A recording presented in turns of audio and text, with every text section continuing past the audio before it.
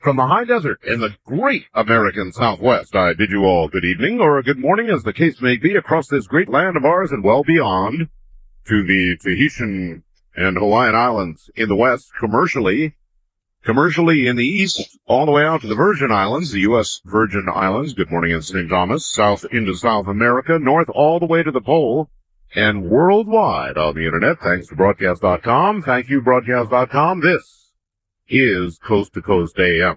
I'm Art Bell. I would like to welcome back WCMY in Ottawa, Illinois. Welcome back, everybody. And as well, WPHB in Phillipsburg, Pennsylvania. Welcome back. Glad to have you all on board. We have an interesting program, to say the least, for you tonight.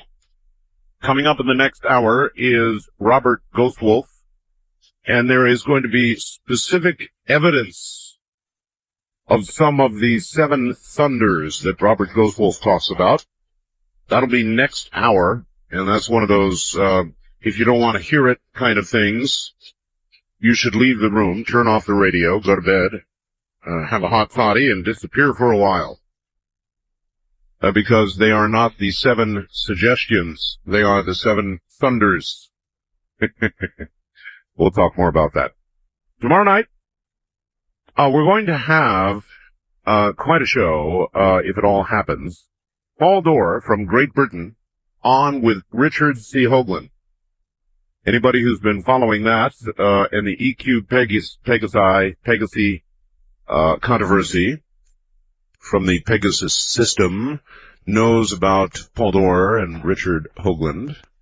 And then we're going to follow on with Mr. Stevens, Robert A.M. Stevens, a NASA contractor, former Navy SEAL, and Richard Hoagland, all antagonists, but it should be an extremely interesting evening, and we'll just see what comes of it. That is scheduled for tomorrow night, and then the following night, nothing but predictions from you, which we probably will carry through to at least the first day of the new year, following the weekend. So there you have it. All right, open lines with that raggedy thought in mind coming up directly ahead. All right, this is in and kind of interesting. I have no idea what it means, but I do know Matt Drudge. He's a nice guy. I've had him on the show, I think, once. And I just got a message from Dave in San Jose who says, hey, I don't know if you've heard about this yet, but Drudge has said on WABC, where he has a show, he will break the biggest story ever, which is big for Drudge, in 2 weeks. He says it will shake up the whole world. He's on record as saying it has nothing to do with politics. Used phrases like, quote, after the dust settles, we will assess the impact, end quote, and, quote, shake up the whole world, end quote. Kind of make you wonder what Matt Drudge has. Maybe I should be making a call. What you got, Matt? What do you have out there, Matt? You might give me a call and let me know, or I'll get on the phone and call you. That certainly is intriguing. The biggest story ever broken that has nothing to do with politics. After the dust settles. What do you think he could mean? All right, anyway, to the phones. West of the Rockies, you're on the air. Hi.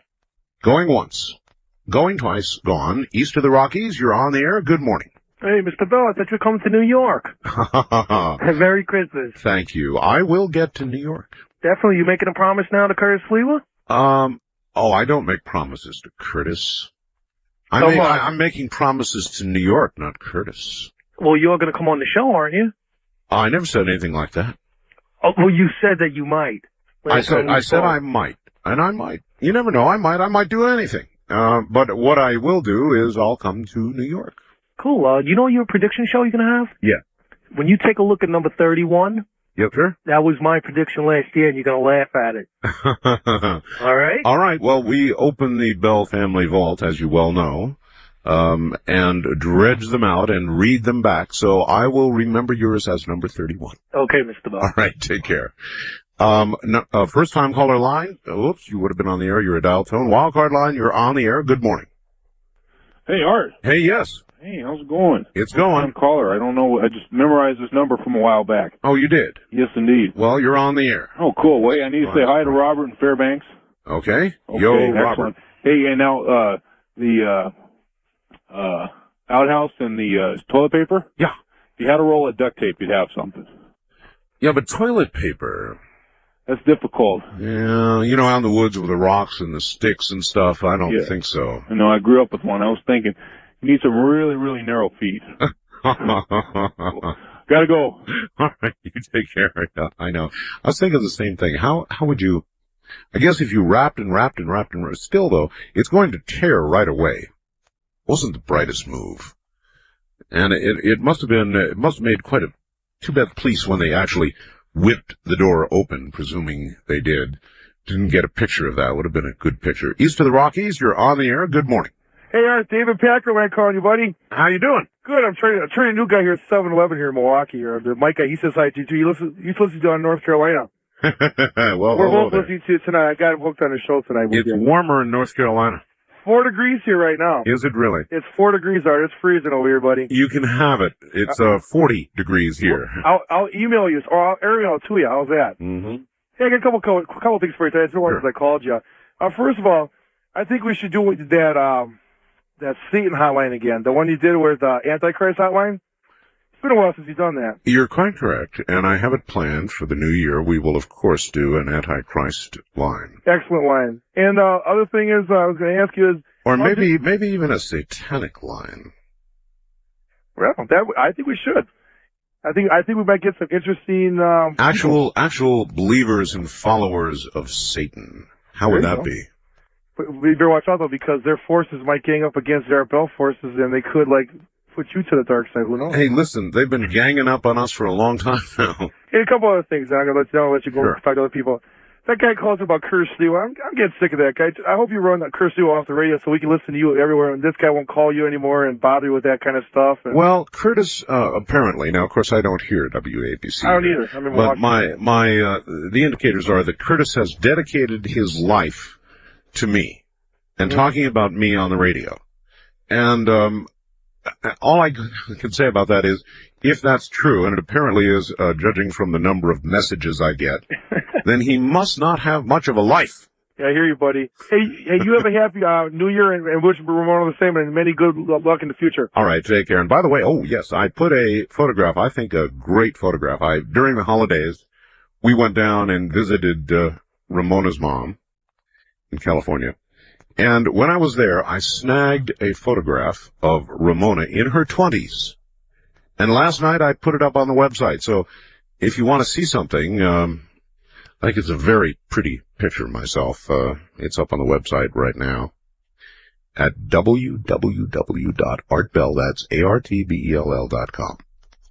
And it is kind of an interesting picture of her in her 20s. And so there you have it. Ramona in her 20s on the website. West of the Rockies, you're on the air. Hi. Yeah, how you doing? This is Suleiman Art calling from Richmond, California, listening to you on 560 AM KSFO. KSFO, the monster in San Fran. Yes, sir. I wanted to make a comment in regards to the doctor that you had on last night in regards to the alien entity that he had captured and allegedly terminated. I think that... well, he thought he terminated it. You remember, it got into the freezer? Yeah. And then reanimated. That was my phrase. And then the part that really got me last night was the thing crawled out of the freezer, he said, and then crawled back in by itself. That one really got me. You know what? That kind of angered me because I thought of myself, if we were in the place of that particular entity and we were on another planet and we were involved in a scenario like that where our life, was in jeopardy and somebody stuck us inside of a doggone refrigerator or a freezer. Maybe the alien thought it was supposed to be in there. And listen, I don't think so. Horrible. But all right, I have something interesting to tell you though. Yeah. there are people that have been abducted, and I've heard of different cases where they have been given a particular cosmic language that they speak, and they have been told that some can understand what they are saying. There are two types of individuals, those that actually speak it and those that can interpret it, and I think that you ought to open up a line in the future allowing individuals with that particular knowledge to communicate to each other, utilizing your show. Sounds intriguing to me. Okay. Listen, you have a blessed 1999, and my prayers are with you and your family. One thing's for sure, sir. It's going to be a hell of a year. I believe it. All right. See you later. God bless you. Bye-bye. 99. Yes, it is 1999, the year before the rollover. It's going to be a wild year. Absolutely a wild year. First time caller line, you're on the air. Hi. Damn, I don't believe it. Well, damn, you are here. Hey, Art, how are you? Just fine. Where are you? I'm in Antioch, Illinois, right between Chicago and Milwaukee, listening to WTMJ Radio, 620 AM on your dial. Yes, sir. And Merry Christmas and Happy New Year to you and yours, and I hope everything is well. And to all. And I got a question. I'm glad you're having Robert Ghostwolf on tonight. I hope you can ask him about the Sphinx or the pyramid that he found in the Rocky Mountains. We will do that. Okay, I haven't heard anything. And for Alex Collier, hey, he's only got 2 days left for that huge flyby that's supposed to be happening. Well, I wouldn't rule it out. Well, he's only got 2 days left. I've been anxiously awaiting it with my hula hoop. Well, the thing to do is call back in 3 days. There you go. Hey, Art, one more comment on Yes. that drunk that the cops were chasing in Oregon. Can you imagine that, trying to make shoes out of toilet paper? Well, it just goes to show you when it comes to alcoholics, they don't know which end is up when it comes to used toilet paper. Have a good one, Art. Thanks, buddy. Yeah. Bye-bye. Goodbye. I, of course, have a copy of the top 10 stories in 1998 from the Associated Press. I also have a copy of the top 10 UFO-related news stories of 1998, but we'll hold these both for our show about predictions. That's coming up at the end of this week, toward the end of this week. This gives you, the audience, the chance to make a numbered prediction that will be recorded and put in the Bell Vault for a year and then dredged out to embarrass those who made it last year. Or perhaps, in some cases, to praise them. This is Coast to Coast AM. From the front page of the San Francisco Examiner and from the Science Writer, I think it's K. Davidson.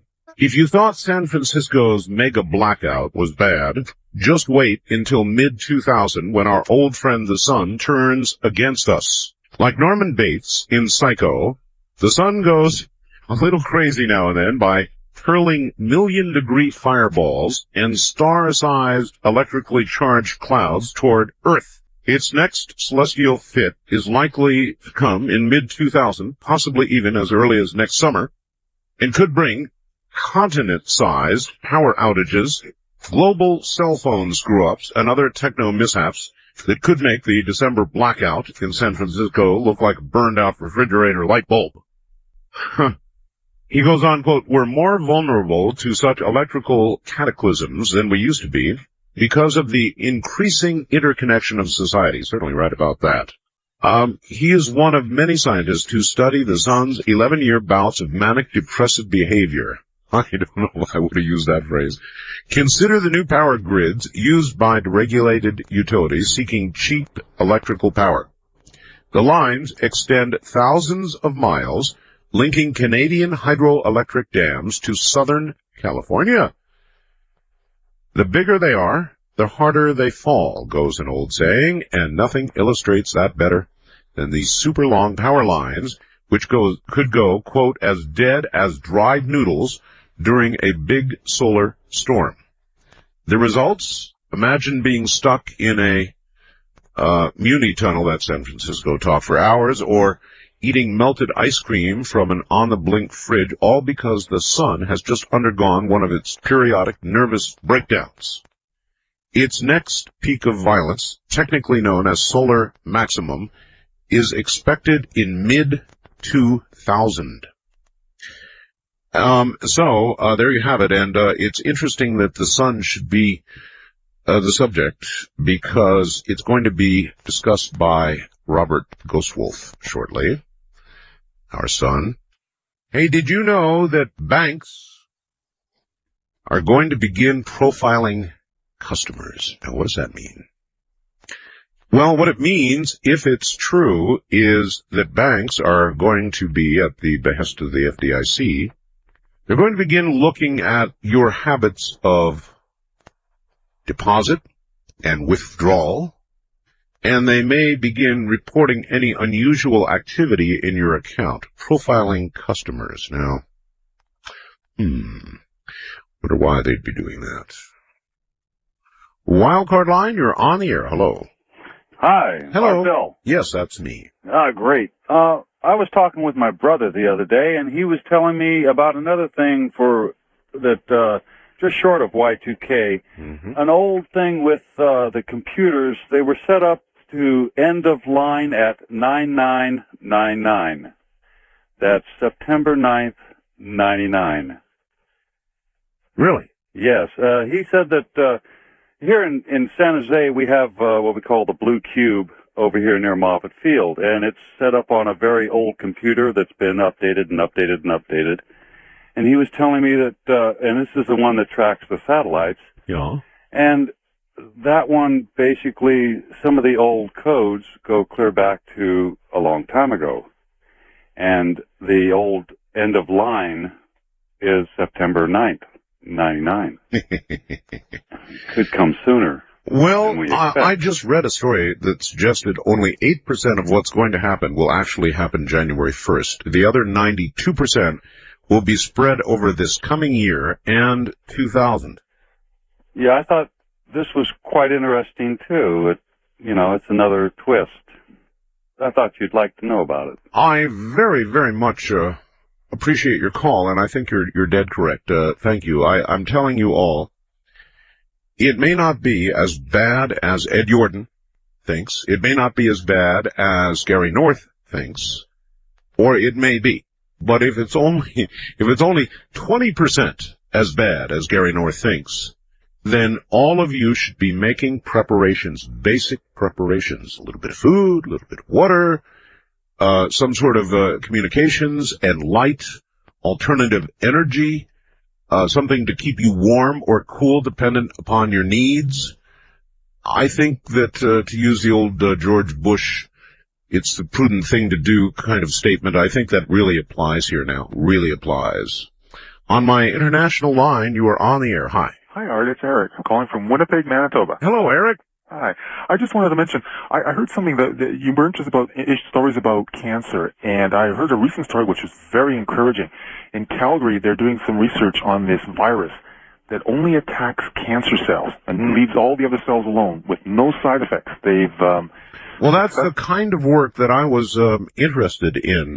They're also doing at Sloan Kettering and down at the John Wayne Cancer Center in Orange, California, work with cancer inoculations. In other words, they actually, for example, take a sample of the melanoma from you, and they modify it in some way, and then inject it back into you, and it goes to work on those particular cells. But the nice thing about this virus is that it has no side effects, and it leaves all the other cells alone. And the nice thing is it works on just about every cancer. I think there are only a couple that it won't really work effectively on, but just about everything else in the animal studies, which were very, very successful. And in not too distant future, they're going to be starting up the human studies on it, and it sounds very promising. I think we're closing in on something. I really do. I think the virus one sounds really interesting because it's like it's kind of like targeting. It's got a built-in homing device that goes right for the cancer. Well, it is. Yeah, you're right. Thank you. It is exactly the same idea as the inoculation. It's a specific target. I mean, we have been slamming cancer with a sledgehammer. It's like this little gnat down there, and we've been hitting it with a sledgehammer called radiation and chemotherapy. And, of course, it kills everything in sight, including sometimes the patient before the cancer gets them. So we need something that more specifically targets cancer, and that is what the latest research is working on. West of the Rockies, you're on the air. Good morning. Yeah, hi, Art. Hi. This is Mike in Phoenix listening to K-Rocks 97.3 FM. Yes, sir. Yeah, I was listening to your comments about how we keep attacking Iraq and they just won't get the hint. Well, you know, I mean, we attacked them because they wouldn't let the inspectors do their job, right? Now, we just blew the hell out of them. And now they're getting ready to kick out the inspectors. They're firing at our planes that are in the no-fly zones, north and south. Right. And they're being more cantankerous than they were before we bombed them. Well, it's defiance for one thing, and arrogance and ego and a few other things. But, you know, I wanted to comment. So what did we accomplish, though? There's evidently no real strategy. One of the worst things that could happen was... I mean, we fired $350 million or more worth of missiles at them. For what?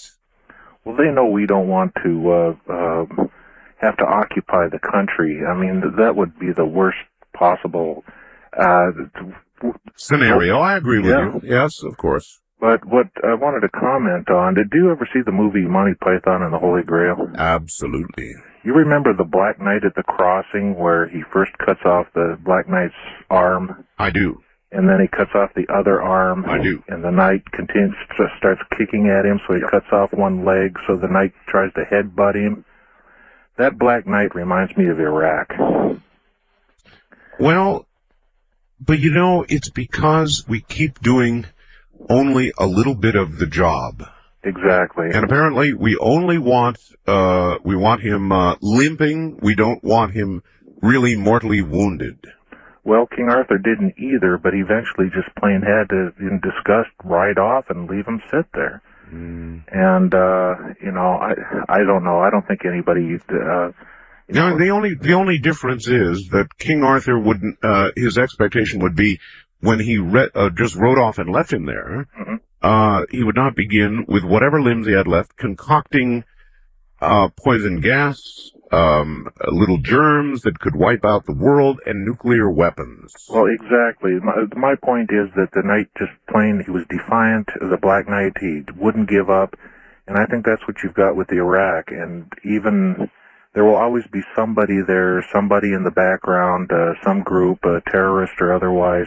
That just about no matter what you do with them, I think that someone is going to, that resentment is going to continue, and it's going to be another 1,000, 2,000 year problem.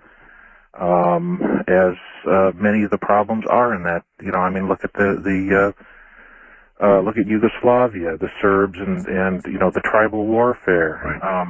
So I don't know. I don't know that there's an answer, and other than just plain an occupation force, and that's a nightmare, the thought of that. So, you know, I don't know. I guess it's just one of those problems that'll either have to resolve itself or you know, what are you going to do? I don't know. I mean, this really, thank you, it is a very good question. What are we going to do about Iraq? What are we going to do? Now, they made a claim that they may have knocked back his ability to manufacture weapons of mass destruction by a year, but I'm not sure I believe that. I think an awful lot of what he's been doing has been moved underground, into mountains, that kind of thing. And one way or another, I have a feeling there's going to be kind of a final conflict with Iraq. I don't know when it's going to come, but in the meantime, I'm not sure this last bout with Saddam did a damn bit of good. In fact, it probably worsened the case. Wildcard line, you're on the air. Hi. Hi, Art. This is Ed from Madison calling. Hi, Ed. Hi. I remember a while back, before I think you started talking about Y2K, you had said that if an asteroid was coming to slam into Earth, you'd do an end of the world show. Oh, absolutely. So I was wondering, on New Year's Eve, 1999, are you planning to be on the air that day, or? Absolutely. I want to see what happens. I mean, I want to see if when midnight comes, I'm here or off the air or what happens. It may well be that nothing happens. I just read an article, you must have heard it, right, that said that only 8% of the impact is going to occur at that moment. The other 92% will spread out over this year and next. What's your prediction for what happens this New Year's? Oh, this year? Yeah, this year. I have no idea. None. My prediction is that I hope we get through the night because I've got to go see Neil Diamond the following evening. All right, well, enjoy the concert, Art. All right, thank you very much. Don't have to go see him. Want to go see him. Have wanted to see Neil Diamond all my life. And we got tickets. Just like that. Thank you, man. And so that's what I'm going to be doing New Year's Day. Neil Diamond. First time caller line. You're on the air. Hi. Yeah, hi, Art. It's great to listen to you. Actually, I usually listen to you on that weirdo Sliwa's station, but WABC. I hope the new year brings a little sense to him and he cuts out his show. Well, I was wondering let me stop you. Now, since you do listen to Curtis, and you're back No, there... I don't actually listen to his show. I listen to you on his station. Oh, I see. But I'm always prepping up for your show, so the last 5 minutes of his show, he's usually grandstanding about you. I see. Well, then apparently it is true. I keep getting these messages saying he is devoting his life to me on the air, in essence. Yeah. Coming after me all the time. Okay, my name is Alan out of the New York area. I guess I listen to you on 77 WABC. And you're calling on a digital cellular phone. That's correct. You guessed right. Mm-hmm. Or you know right. I'm a traveling salesman, and I passed through Gary, Indiana last week, and I heard something very strange. What was that? About a person who was found burned to death in his car. Only the insides of the car were affected. The outside of the car had absolutely no signs of anything going wrong. And they just saw the car on the side of the road. Are they regarding this as a case of spontaneous combustion? Well, they didn't say that exactly. They were just saying that the police said the eerie part of it is that they have no indication of mechanical, anything mechanical going wrong to have caused it. So they're, looking for a car that may have been in the area at the time of this supposed accident. Well, if it was spontaneous combustion, it would be the second case in about a month, because I read one just a little while ago. But it would be interesting to hear, because that's all I heard about it on the news, and after that I never heard about it again. I don't even remember. It was a station out of Gary, Indiana. Do you have any idea, in your imagination, using your imagination, how a human being could suddenly burst into flames? It gives me the creeps just thinking about it. Yeah. Me too. We have been described as mostly sacks of water. And so, you wouldn't think that we could catch fire. No, I wouldn't think so. Yeah, but there have been cases. All right, thank you very much. One more thing. Oh, yes. I just wanted to surmise that you were mentioning last night quite a few times about why Bill Clinton may have made such a grand announcement about the Y2K being fixed as far as Social Security is concerned. Yeah. And my suggestion is that this is part of his overall MO, where if anything does go wrong, he shouldn't be looked at for blame, because after all, he said it was all taken care of, or so the Social Security Department said so. But that doesn't tell us about all the other incidentals regarding the Y2K problem that might be connected. Actually, it does, in a way. The fact that he would come out and specifically single out Social Security and say, guess what? It's wonderful. We've got it fixed. Makes you wonder about everything else. Yeah, right? Exactly. All right. Thank you very much for the call. Yeah, exactly is right. Wildcard line, you're on the air. Hi. Hi, Art. KOH 50,000 wants the power out of Reno, Nevada. Yep, sir. Art, without Drudge giving away his secret that's going to happen in 2 weeks, I was wondering if you might ask him if this is going to be a very great story, should a person save a little gold or silver, or get their money out of their banks, or get some provisions? The rest I can live with. What would you guess? If you had to guess, Drudge, first of all, is pretty straightforward. When he says something, he generally can back it up. That's what I found. And so when he says he's got an earth-shaking story inside of 2 weeks that is non-political, what do you imagine? Non-political. Yeah. I missed that part. I don't know. I would, but I'll be ready. All right, it's entitled, Biggest Story Ever Will Shake the Whole World, Matt Drudge. Huh. And it will shake up the whole world. On record as saying it has nothing to do with politics. Use phrases like, after the dust settles, we will assess the impact and shake up the whole world. Now, what do you imagine that could be? Well, if it's not political, I don't know what it would be. But have you got any clues? No. I've just got email. That's all I got, too. All right. Thanks, Art. Thank you very much. And I'm very curious, Matt. What do you have? I guess I should give Matt a call. What in the world would be earth-shaking but non-political? Because generally, not entirely, but generally Matt has reported on, the political world. The world of Clinton, the world of politics in general, and I'm trying to figure out what would be that earth-shaking as far as Matt Drudge is concerned, that he would promote it 2 weeks ahead of time as one of the biggest stories in the world. Fascinating.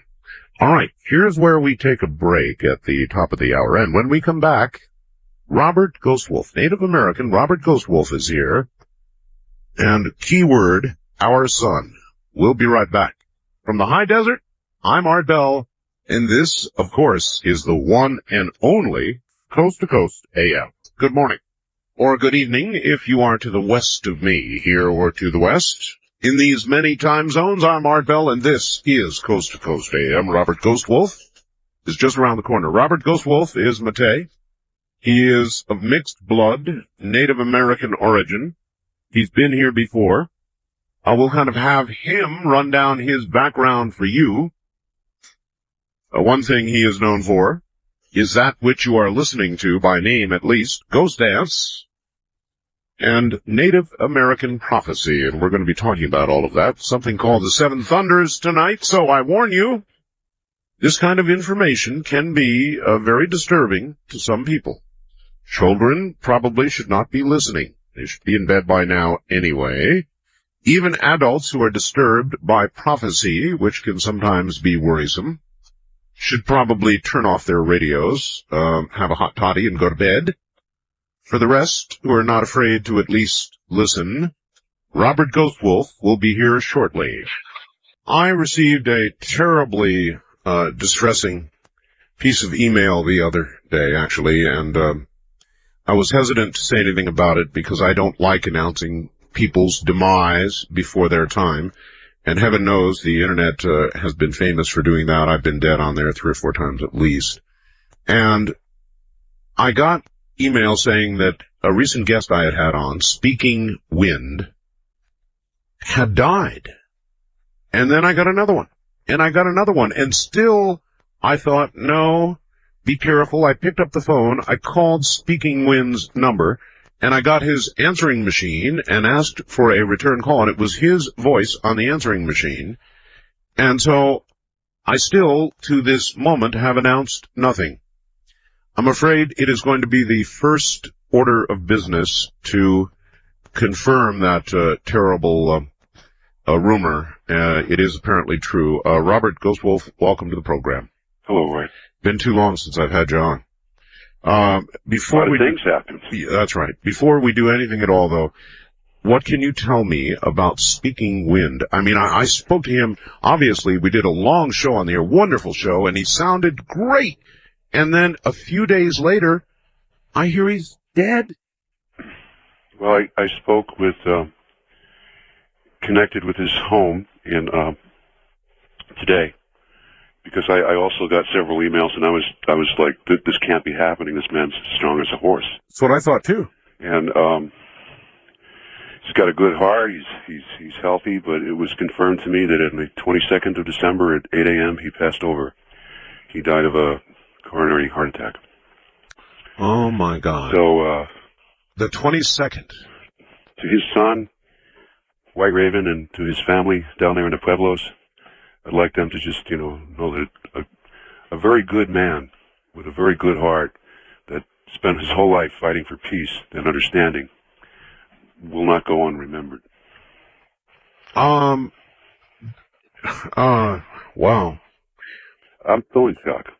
Yeah, is there anything else we know at all, or imagine we know? Because I guess people. How old was he? He was in his 50s. 50s. Just a kid. All I know is that it is true, and the family is with the son now, and send our prayers and our support.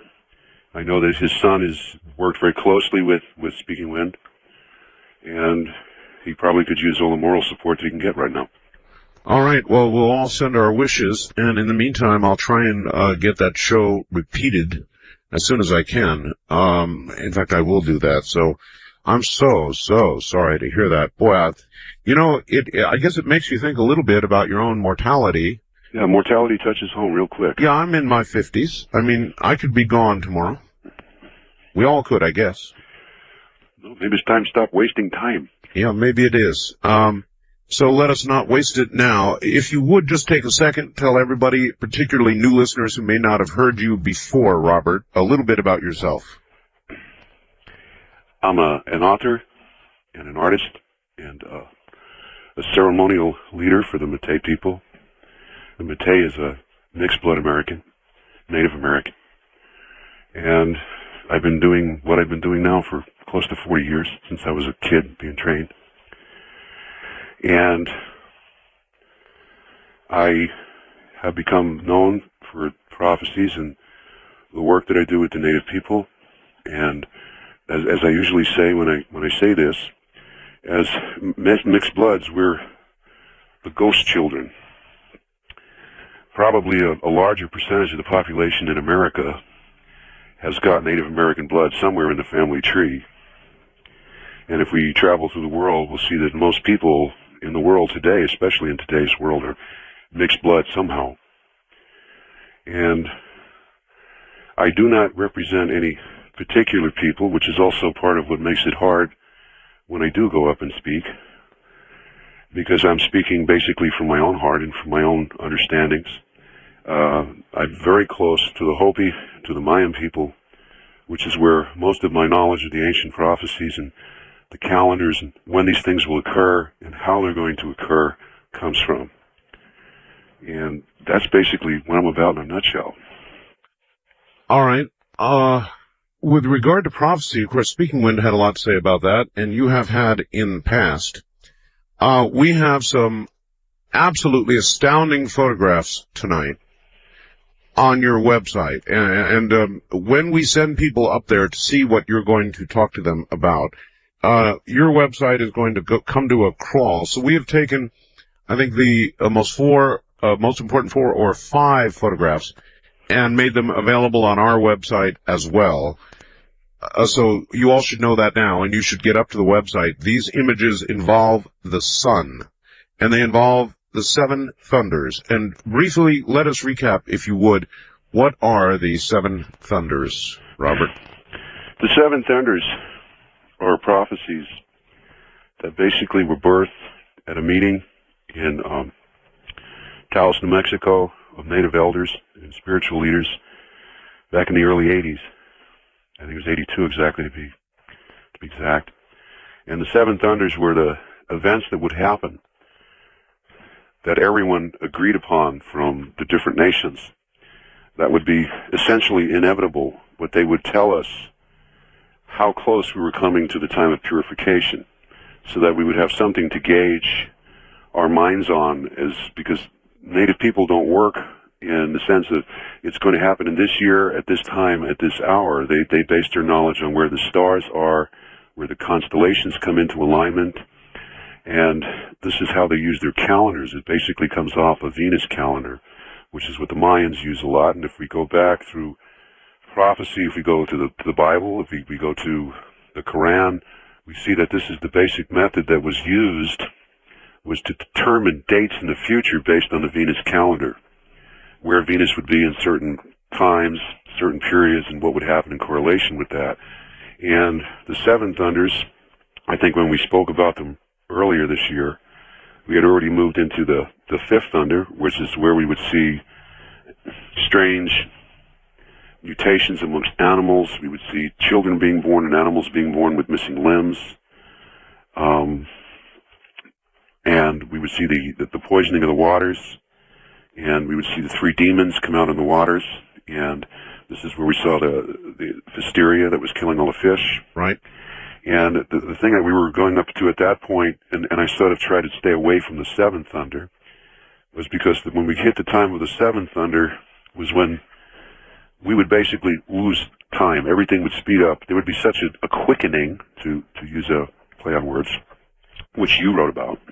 And we're at such a point now where things are quickening so much that we have moved several, at least seasons ahead of time, and we've moved through the 6th and into the 7th.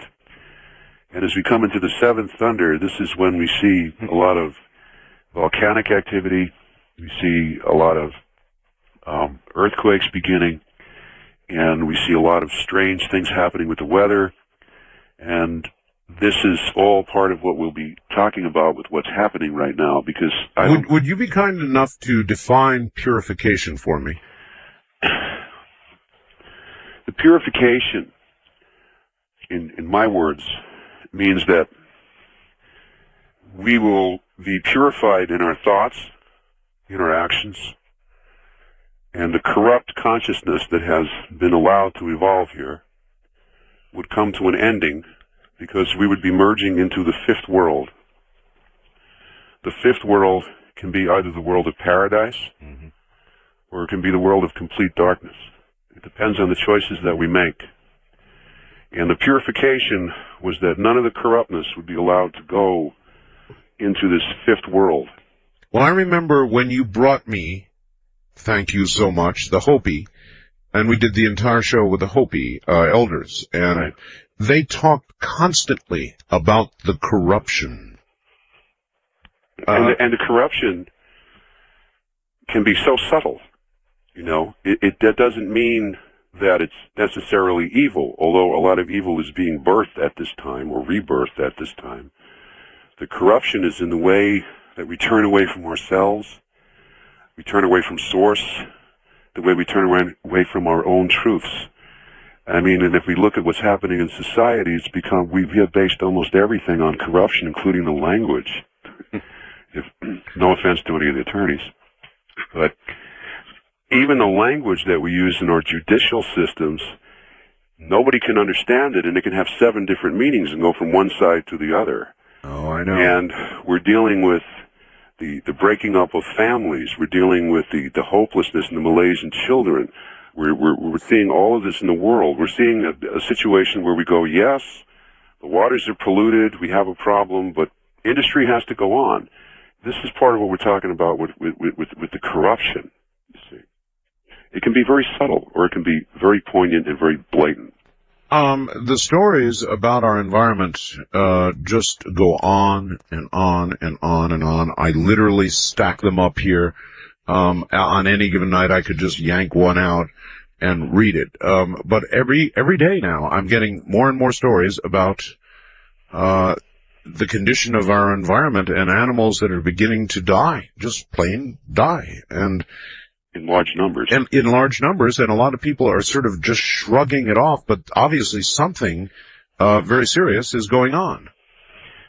Well, also, I think one of those stories you mentioned earlier on the show about the sun. And this is very important for how we're going to find a direction here. There are many stories that talk about certain occurrences that happen in cyclical events. In other words, every so many years this happens, every so many years this happens in the heavens, every so many years we've seen these kinds of destructions. And as we go through the petroglyphs that are here in North America, or if I go through the Mayan codexes and work with them, there are patterns that appear. And one of the patterns that appears that tells us about this end time has got to do with something that will occur with the sun. And apparently there's been several times throughout our history, and the petroglyphs that I found in Arizona, after I had gotten through with the Colorado expedition, brought us into a linear form of explanation of how these events had happened, that there had been great destructions here periodically, that approximately 1,200 years ago we had a massive destruction here where all of the trees in the South Midwest just leveled, great forests just leveled. There was a tremendous earthquake. And that many of the rocks that we see, there's this great scorching on the rocks, and we'll see places where trees that have been buried and are fossilizing have been charred. and there is a prophecy that talks about the sun giving birth to a new solar sun, and that it keeps going through labor pains, keeps going through contractions, and as these contractions keep happening on a regular basis, and they are calculated, and the next one is supposed to be within the next 2 years. The next 2 years? The next 2 years. All right, we'll come back to that. Associated Press, today. This is today's story. A disease that attacks the bone structure of young fish has now wiped out 90% of Colorado's wild rainbow trout in 6 of the state's best trout streams. The study by the Colorado Division of Wildlife also found that whirling disease, you've heard of that, has reached now 12 of the state's 15 trout hatcheries, threatening the state's $420 million a year fishing industry. They said, quote, "It's like getting pounded by a sledgehammer," end quote. That's it. I mean, animals of all sorts, at the lower end of the chain, albeit, but nevertheless, creatures of the earth are beginning to die out. There's got to be a big, big message there. There's a big message. But are people going to hear it? This goes on now with the sun. 2 years ago, essentially 2 years ago, there was an alignment. And the alignment happened between the planets and the constellations. Mm-hmm. And basically, somehow, the sun didn't get into the right position the way it should have been, which is an important thing, I think, to bring out as we go through prophecies. People very often confuse prophet, psychic, I know, and empathic together. They are 3 different terms for 3 different things.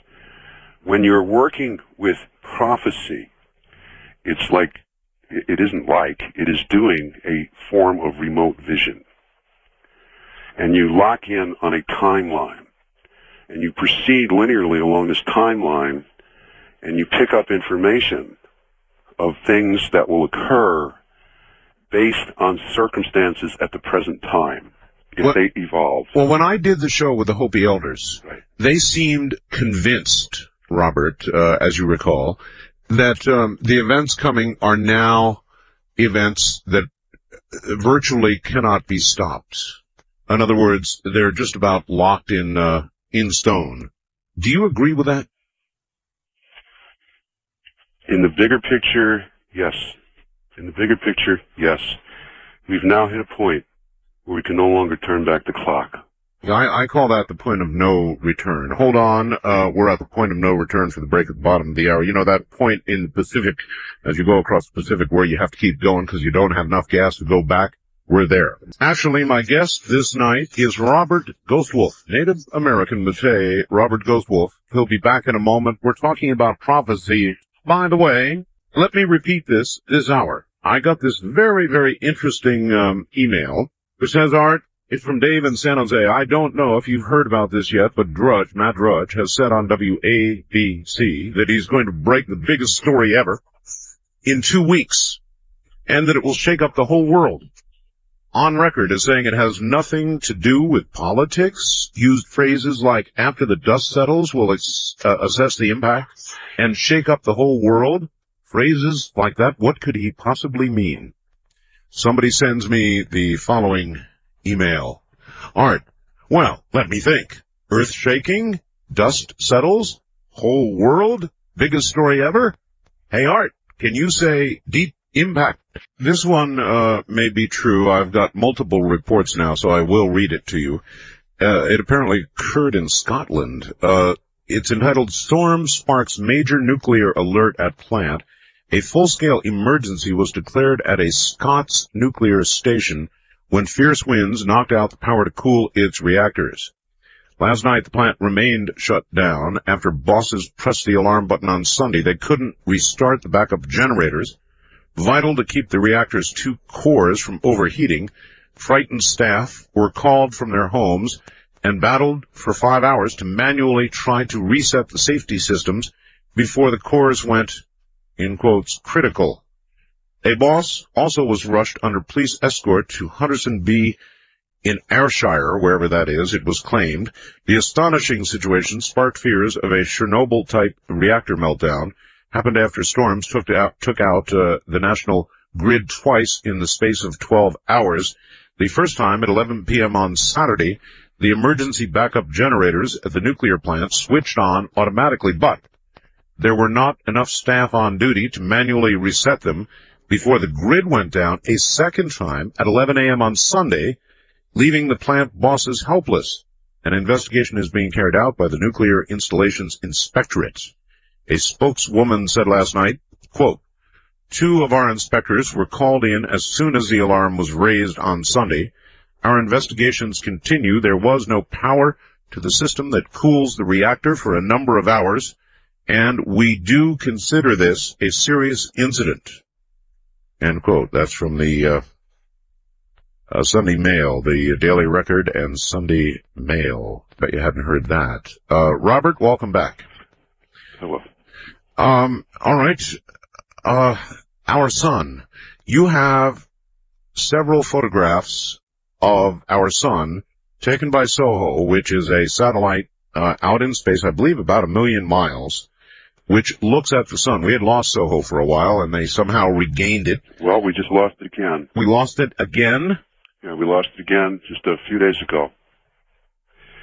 After we had done the Impact 2000 event in Las Vegas, and we brought out information about it, and we brought out information about the weather anomalies, and that it was from the SOHO site, like within about 7 days, 8 days, we got news that it's down again, and it'll be down for several months.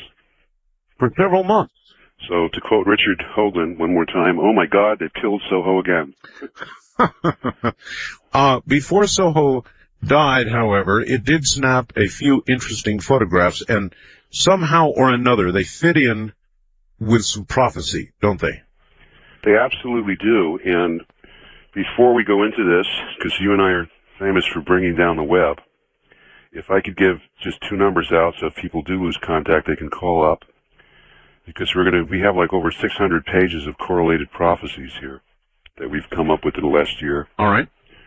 And we're putting out a newsletter so that, because there's so much, that the only way we could approach it was by putting a newsletter out every month to put up updates on everything that's happening based on the prophecies and on scientific evidence that the prophecies are occurring. And we have an 800 line, 800-905-8367. That's 800-905-8367. If people are in Canada, they can call us in Washington at 509-465-1606. What's the name of the newsletter? It's called The Wolf Report. The Wolf Report. Good. And we'll have people from Richard Hoagland to Dr. Stephen Greer to Zachariah Sitchin reporting information to us, the Mayan elders, the Hopis, information to us almost on a weekly basis. All right. So it might be something that, if people want to find out what they're going to do in the next 12 months, they might want to keep posted. It's going to be an interesting year, isn't it? Yeah, this is a movie. We're about to enter a movie. To get to the sun, why the sun? Why did I pick the sun now? You know me personally, and you know that I have extreme reservations about the UFO community. I know, yes. Too much backstabbing, so on and so forth. Yep. The minute anything comes up, they're too busy to get into an argument and fight rather than find out what the actual facts could be. Well, we were told in the native world, based on our calendars and when these things would happen, that going back to Hale-Bopp from the Native American point of view, this was the comet that represented the 2 tails, the twins. When the twins were in the sky, we would have time to change our ways. But once the twins were no longer in the sky, certain things would be set. And we would know that within 18 months of the twins disappearing, we would see the purifier come in the sky. Now, the purifier would be stationary, and the purifier represented those that some call the watchers, the ones who were watching how we were progressing. When the purifier appeared in our heavens, we would have less than 3 years before the end time. 3 years. 3 years. End time meaning? We would go into the 5th world. In other words, Okay, let's define things as we go. There are a lot of people out there who go, huh? Fifth world? We are now in the fourth world. We come through three worlds. This is the fourth world. It's the world of the animal. The first world was the spirit world. The second world was the mineral world. The third world was the plant kingdom, the vegetable world. The fourth world is the world of the animal. This is where mankind came from the spirit and moved into the flesh to experience what we're experiencing now in our evolutionary path. We would go through trials at this time, living in three-dimensional reality. We would go through trials of understanding our emotions and how our thoughts worked and how we manifested and how we didn't manifest, until we learned how to walk in this new form in a balanced way. When the end times come, and I always thought it was interesting how no matter where you went, whether you went to Judeo-Christian, or whether you went to Tibetan, or whether you went to Buddha, or whether you went to the Mayan, or whether you went to Lakota, everyone spoke about the end time. What do you mean the end time? And it was that time was basically an illusion. It was created for our experience as we would move into the fifth world. And as we come to the end of the fourth world, this is when we would see many changes and we would have to watch the signs. According to the Mayan calendar, which is probably the most accurate record that's been kept in its entirety. Mm-hmm. By the year 2012, this world that we are now in, the fourth world, will no longer be, and we will fully be in the fifth world. Today, we have terms like the shift. Right. When the shift happens. What was going on from, let's say, the last 20 years, 22 years that was bringing us up to this time of the shift? Because native people millennium doesn't mean anything to them. Okay? Millennium is a word that we use in our society. Today, it's a contemporary word. But as we were coming into this, we would notice certain things like time speeding up, people speeding up. Whatever the conditions were, they would become greatly accelerated. They would become greatly intensified. Everything would begin to quicken, which is where I came into the term, the quickening, because everything started to speed up. Our time, our emotions, our relationships. I know. Everything's just going faster and faster and faster, like being on a merry-go-round that has no brakes. Now, as we come toward this end time, again, I refer back to the Venus calendar. If we go back to where the Mayans started to calculate, as far as we can tell with accuracy, we're talking about beginning from 1475. There would be 5 full cycles of the dawn star. In these 5 full cycles of the dawn star, our tendency toward war and self-destruction, they refer to it as orgies of destruction, would intensify and there would be total chaos. And that we would then go to a time toward the end of the 5 full cycles of the dawn star where the dawn star itself would vanish from view. Now, there's not enough time to get into this here, but there are times and locations on the Earth where sometimes Venus rises in the morning and sometimes it rises at night. Correct. So when we're talking about the dawn star, we're talking about the morning star. And up on my site, if people go later to the full story that I'm putting on about Stargate 2, there are numerous prophecies from the Buddhists to the Tibetans, to the Bible, to the Book of Mormon, to Lakota, to Hopi, to Mayan, that all refer to the morning star. And all of the prophecies are based upon the morning star. When we come into these end times, and we'll get to them either before or after, we would see certain signs, and the signs would tell us that we would have to look closely through the heavens, mainly watch the sun, because those that would be coming, our ancestors, those that would return from beyond the stars, promised that they would come back with these signs. As we look toward the heavens, as I've done numerous things now over the past year and a half intensively with the Mayan, we kept saying, it's going to happen very soon. But people aren't listening. So my job, being who I am, I always get elected for the fun jobs, was to correlate what they were trying to tell everybody with prophecy, because they've gone several times to the UN, they've gone several times to, they've had motion picture people come in and documentary people come in who would say, well, we'll present all of this, we'll bring it out for you, but no one was listening. They said, but you can talk to the scientists, they talk to you. tell them to look for these things. And when they see these things, maybe people will understand how important these prophecies are. Because we are literally out of time. So what does the end time mean? I said to the Mayan elder in Yucatan, and he said, it means the end of time. Time will literally stop. I said, well, what do we look for? He says, well, the star people, they'll come back from the sun, and there's a specific period. The period will be between December 15th of 1998 and February of 1999. In other words, we're in that period now. We are now in that period. Now, when you are dealing with many nations, when I'm dealing with what the Mayan have to say and what the Hopi have to say, besides the fact that most of the time you have to drive there by car, because they don't believe in telephones and modern technology. All right. You piece together what people are saying. Now, the Mayans are talking about this specific time. The specific time is the time that the purifier appeared. Now, there is this time period where the ships will come, light ships, the ships that we saw in the heavens, the ships that you see in the Egyptian tombs, the ships you see on hieroglyphics, the ships you see in the petroglyphs. Those who have been here before. Those who have been here before, our ancestors, are coming back. And they will, and that correlates totally with the purifier being in the sky. Now, what brought me to these pictures was we have been watching not only the weather anomalies for the last 2 years, because how do you prove a prophecy? How do you know that a prophecy has substance? I mean, what's the difference between a prophet and a lunatic? It depends on the time of day. You know? But if you say that something's going to occur, and it occurs, then suddenly you get the Snuff Candle Award, and you're the prophet of the year. Yeah, that's right. Right. Exactly right. But if you say it's going to happen, and it doesn't occur, it's like, well, that didn't happen.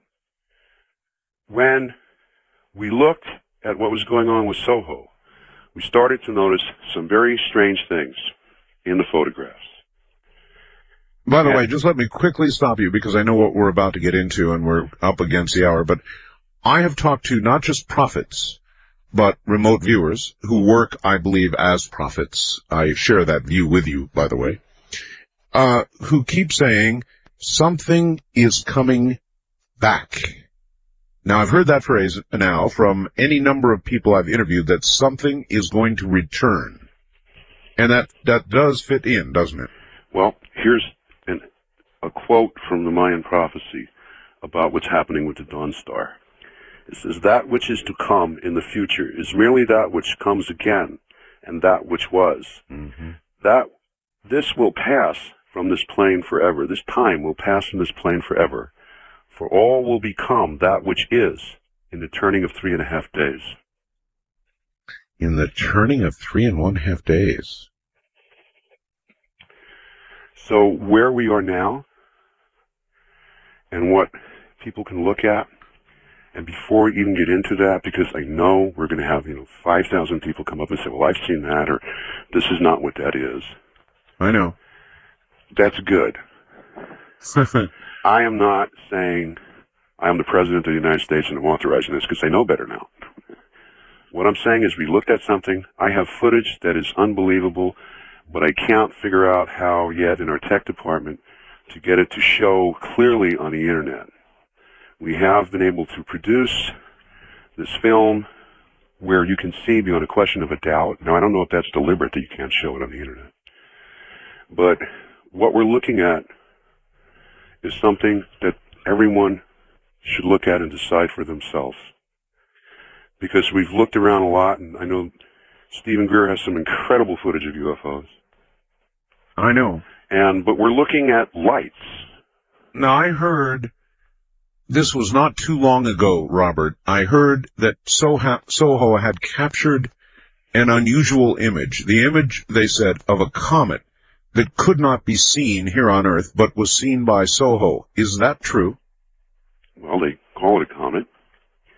They also called it Mars because it had a reddish color, like the purifier. That would be the red comet. And they've called it Saturn.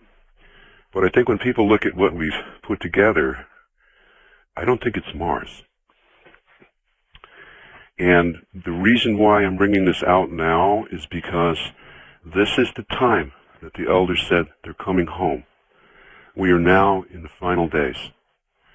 The clock can no longer be turned back. All we have to do now is walk forward.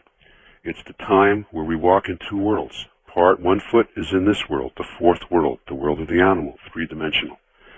The other world is in the fifth world. And as we look at what's happening with our bodies, as you look at what's happening with our emotions, as we look at what's happening with our animals, as we look at what's happening with our weather, we're reaching a point where now I understand what they meant when they said to me, in this time, in these final days, you will not be able, we cannot prophesize anything because things will change so rapidly as these worlds merge back and forth. And when we looked at the sun, and we looked at the pictures that we have now over a year, I got thousands of pictures that we're working with. And I showed it to the Hopi and the Maya, and they went, that's them. And when I looked at it and I showed it to the scientists, they went, my God, this isn't just light. This is not a natural occurrence. All right. On that note and that tease, we've got the photographs on the website right now. You can go to Robert's website, of course, through ours, or see the photos on our website as well, so you might as well head up that way and take a look. This is Premier Networks. That was Art Bell hosting Coast to Coast AM on this Somewhere in Time. I'm going to do something a little different right now before we go back to Robert Ghostwolf, and when I say different, you know me, my affiliates, in one of my affiliates, I guess I had to say, in Arizona, is KNYE, 12:30 a.m., and they're in Kingman, Arizona. Is that right? This is my board operator there, huh? Hi, yeah. Hi there. This is Dan over here, board op over here at KAAA. Hi, Dan. How long have you been my board operator there? About a year. About a year now. Yeah, I got some sad news, though. I think we're going to be going to full automation, so I may not be your board op here. But anyway, I am right now, and I basically got this job because I enjoy your show, and I enjoy the topics that are covered on the show, and if I wasn't working here, I'd be home listening to you. So well, I get paid to listen to your show, so that's a pretty good deal. Pretty good deal. Okay, Dan. Well, it's good to know you're there, and you're operating for now. Sorry to hear you may be replaced by a machine. Well, you know what happens. Day and age we live in these days, I guess. Well, we already got computers here, but we're going to have a computer operating the computers. A computer operating... Well, listen. You should make yourself available because Y2K is coming up very soon. So yeah, right. They may be back to humans before they know it. Anyway, we've got kind of a human story at the moment, and I want to bring the other side of this human story on. And the other side of this human story... Oh, no.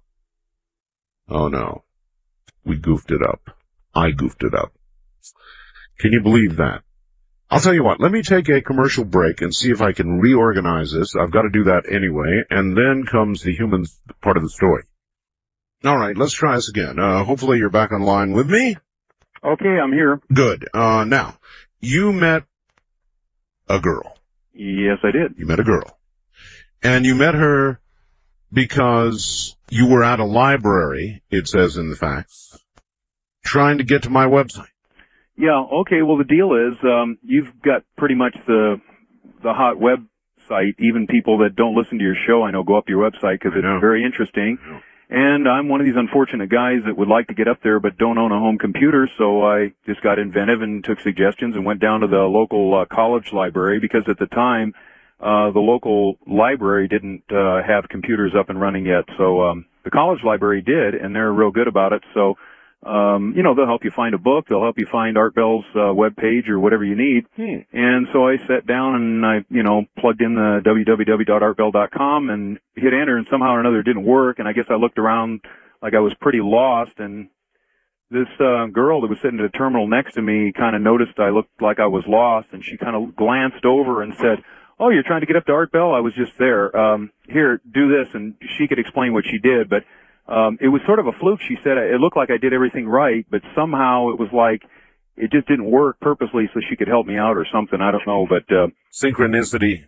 Yeah, it was one of these deals. Anyway, I mean, you know, you got something good going when you meet somebody that's just got off Art Bell's webpage, you know. So this is how you met this young lady. Yeah, we met and we just, you know, became friends, and got to be better friends and better friends and better friends, and now we're at the point where I'm calling you because I wanted to ask her something. All right. Are you really certain you wish to do this on national radio? Oh, yeah. In fact, I was looking for a good way to do it. We just took a trip to Sedona recently, climbed Bell Rock, and I thought, gee, should I pop the question? And I thought, I don't know. All right. I got to do something special, so. All right. Here she is. Deborah, are you there? Yeah. Hi, Deborah. Hi. You sound nervous. You know you're on national radio. Yeah, I caught on to that. That's really, he's telling me a true story now that it's the way it occurred. You helped him find my website? Yeah, I had just been up there and I had a similar problem where I got this error message that said something about could not locate server.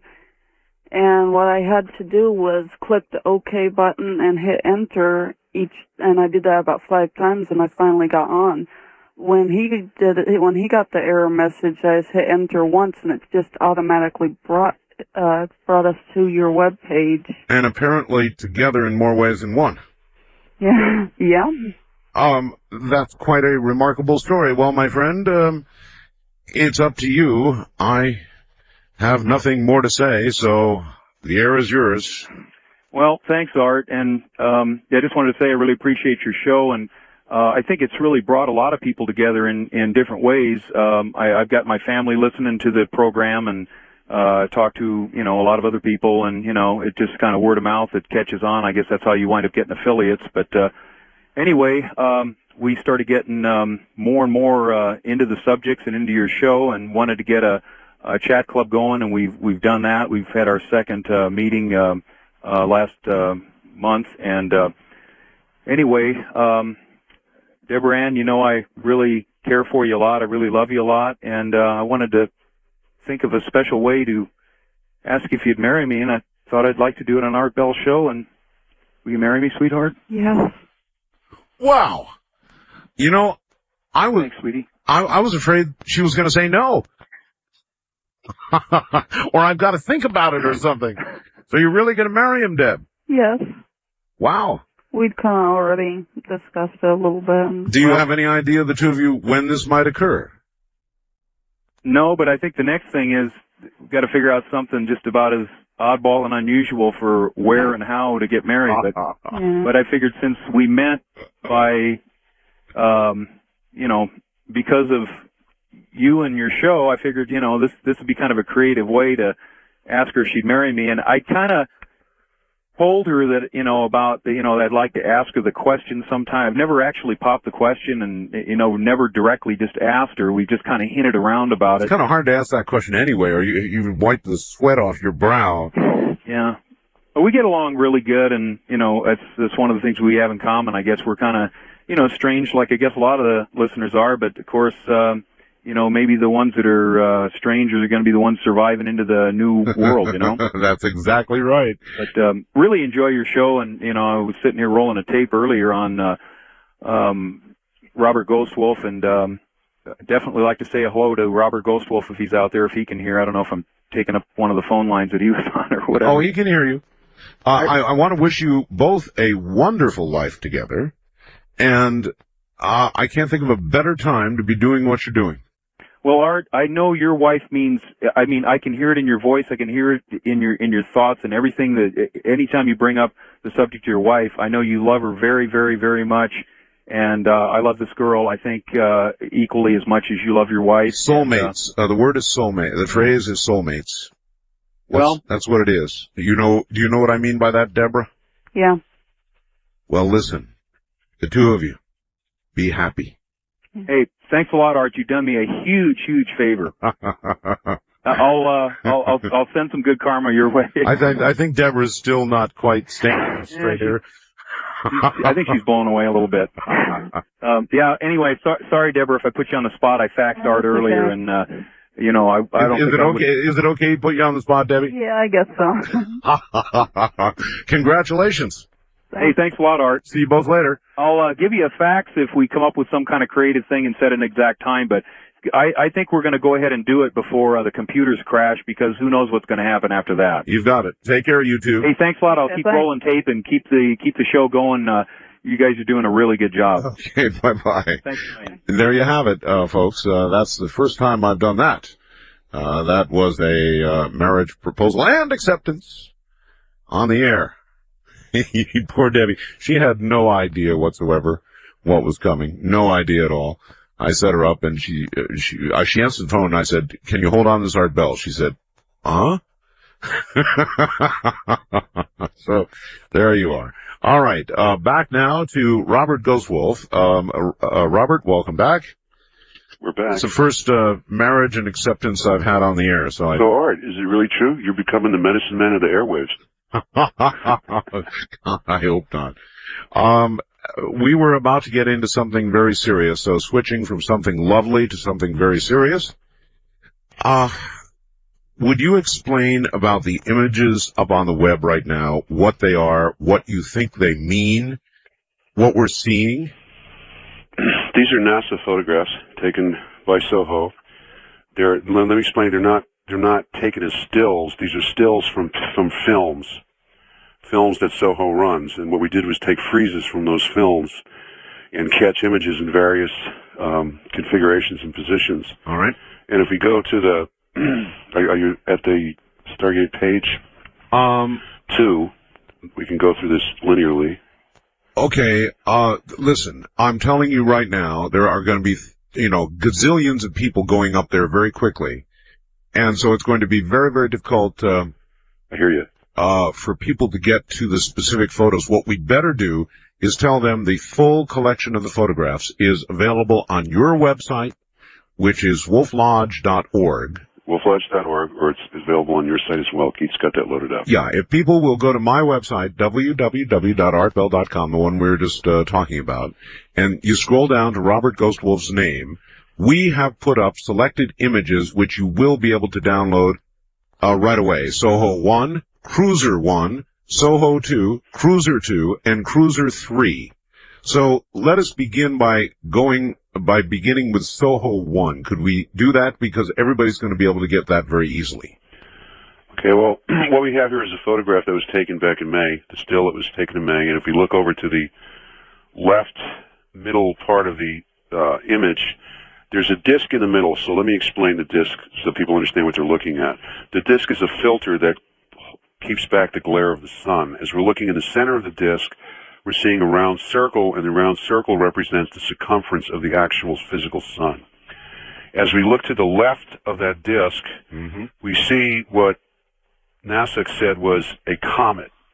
They said they found a comet, so I said, well, where's the comet? It doesn't look like a comet. No, it doesn't look like a comet, even in this little tiny shot. And if we go down to the... Well, even stay with the shot for just a second. Soho 1, it's very clear. It's very clear. Now, there's only two things I could imagine this can be, and I'm looking at the entire photograph. I see no other apparent anomalies. You can see a few stars in the background. Right. And they come through quite clearly. I see no other artifacts, what would be called artifacts, but this object to the left of the sun, which looks like the rear end of an Edsel. Some would say a flying saucer. It kind of looks like a flying saucer, frankly, Robert. You could say that, but NASA said it's Mars. No, that doesn't look like Mars at all. And there's a photograph on that same page that is the actual NASA presentation where they say, here's a comet, but if you look at the picture, the comet that they had, there's no comet. The comet doesn't exist. And now you're confusing me. They say it's Mars, or they say it's a comet. Which? Well, when this was discovered and questions were asked, they said that we discovered a comet. And we go back to the official photo that NASA put out, which is this photograph. And if we were to look at the upper left-hand corner, this photo's just below that. It says C 1998 J1 Soho. They have a picture of a comet, which obviously does not appear in the original film footage. Okay? It's just not there. And what we're showing here is what they have pointed out as Mars. And they said it was Mars because it has this red glow. I don't see the red in this photo anyway. No, not here. But if we go and B, Mars should appear as a round globe or a star. Well, that would be my basic contention, is that Mars would look round, and it would be... This is obviously not round. No. No, it's not It looks closer to an image that Billy Meyer might have come up with. That's right. That's right. You said you're not all tight with the UFO community, and there's a center of brightness, and then there's a lesser brightness on each side of it, and one doesn't have to wander too far to imagine it looks more like a ship than anything else. Yeah, it looks like wings. Wings, almost, yes. But not Mars. No, not Mars. So this is an actual unretouched Soho photo. Is that correct? This is right from their film. This is directly from their films. All right. Now, if we go to the second photograph of Soho, I have an enlargement on the second page. Showing the apparent structure. Where we went into that specific area and we showed a blow-up enhancement of the structure. Now, this is not a comet. There's no way. No, this is not a comet. But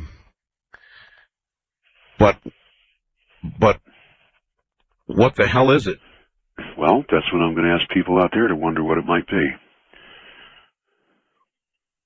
You know, when you look at the blown-up image, which of course is beginning to get a little pixelated because it's so blown up, you could imagine that it's a large, ungainly rock. A large, ungainly rock. Well, if you go to the next page, we have an animated GIF that shows it over a time period. Yeah. And your large, ungainly rock is obviously doing some sort of a new dance that I haven't figured out. I don't think that Mars moves like that. Okay. It's on page 4. All right, getting to page 4 is going to be tough stuff because a lot of people are going up there right now. And just below that, we have another enhancement of it, which clearly shows this is something not from this world. What are you referring to specifically now? When you get to the animated GIF, if you have the animated GIF up there. I'm trying to get to Wolf Lodge right now, and it's already locked up, Robert, so you're going to have to provide descriptions for people. There's just no way I can see. I'm not going to get to it. Again, we have Soho 1, Cruiser 1, Soho 2, Cruiser 2, and Cruiser 3, and the bulk of the audience is going to be able to get to those photos only. Okay. Well, see if Keith can get you. He's got the whole site downloaded. See if he can get you to the animated GIF. All right. And just below that, we have another enhancement which shows that this is obviously not a comet. It is not a planet. All right, Keith, if you could retrieve the animated GIF for us, and also you said the following image. Just below that on the same page, which is page 4 on what he has, is another enhancement of it, a larger enhancement where we try to correct the pixelization. Okay, and so what you're saying is, whatever this is, it's whatever this is, it's not behaving like a planet. At one point, we were even told that they were registration marks. I don't believe registration marks dance. Dance? Well, I'll look forward to seeing that animated GIF. Hold on, Robert. We'll see what we can do. We'll see if Keith has it, because if he doesn't, he's not going to be able to get it. The site is already swamped, and I must admit, the first Soho photo, if you look at it, you know, that thing looks like a lot of stuff, but not Mars. I'm Art Bell. This is Coast to Coast AM. Well, I've got it here, and you know what? Robert Ghostwolf is absolutely correct. This animated GIF, Robert, we've now got it up on the website. Right. And I'll be damned. This thing is going back and forth while the sun and the shield of the sun remains absolutely motionless. Mm-hmm. You can see the stars moving with respect to the position of Soho, but this damn thing isn't going in one direction. It's going laterally back and forth. Oh, it goes laterally, and as people can view down the rest of the pictures later. Holy smokes. It moves from one side of the sun to the other side of the sun. It moves down to the lower part of the picture. It comes back. Have there been any inquiries made of NASA about this? I mean, this seems really incredible. Now that I'm sitting here looking at it, this is amazing.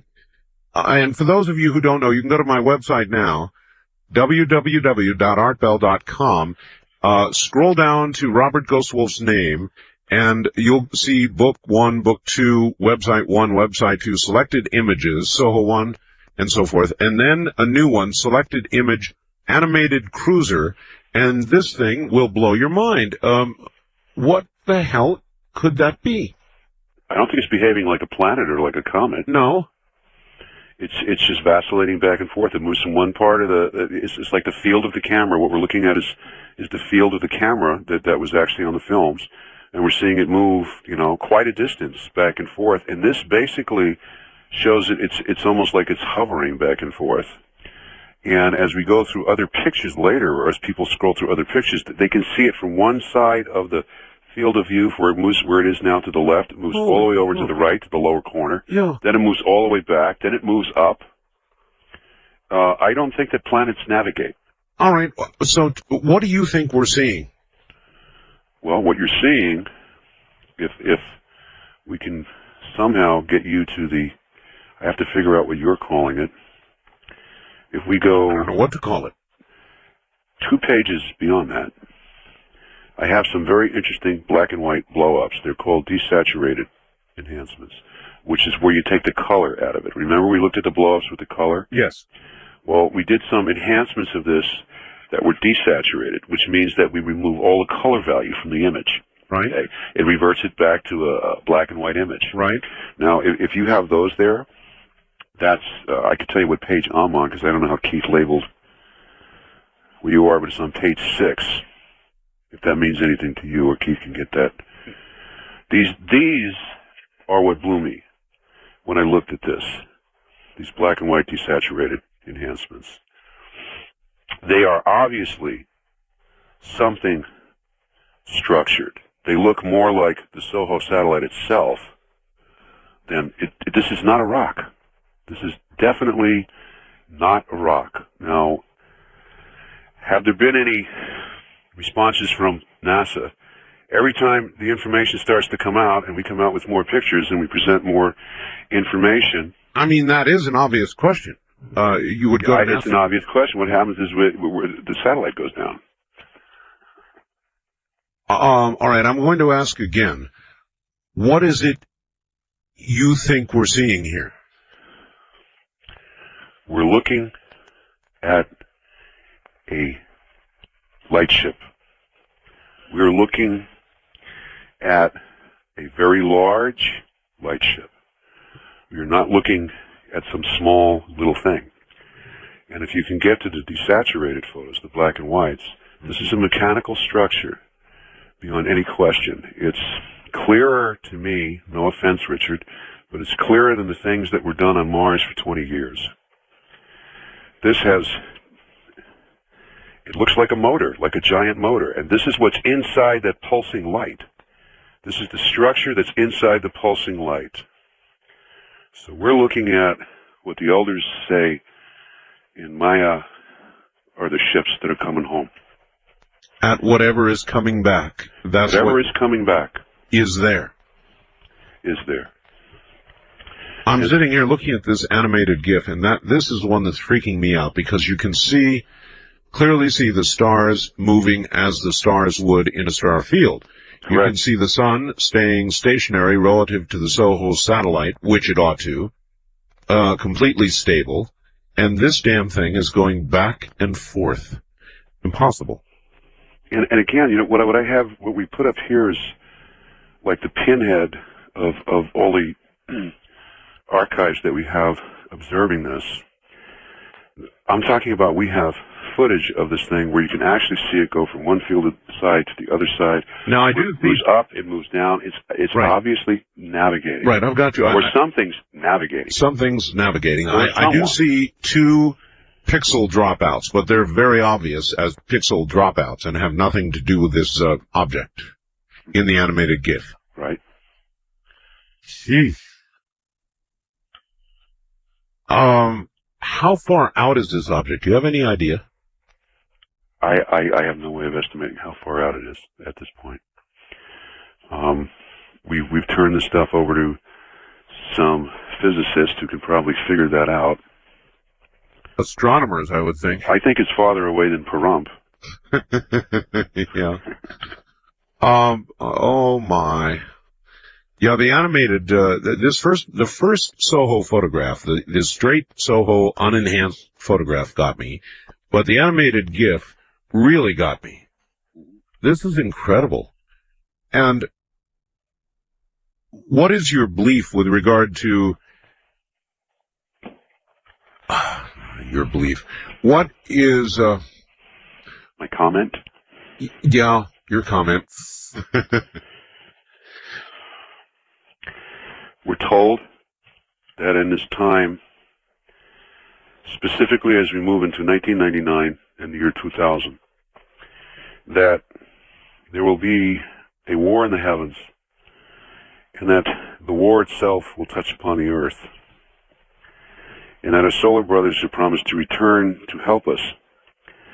And when we look up in the skies, we're told to look for the lights, and look for even the lightning to take on different colors and become very strange. And if we think about some of the storms that we have been experiencing, we're seeing different colored lightning, lateral lightning. I mean, it's been an incredible light show going on over the last year, 2 years, especially the last 6 months.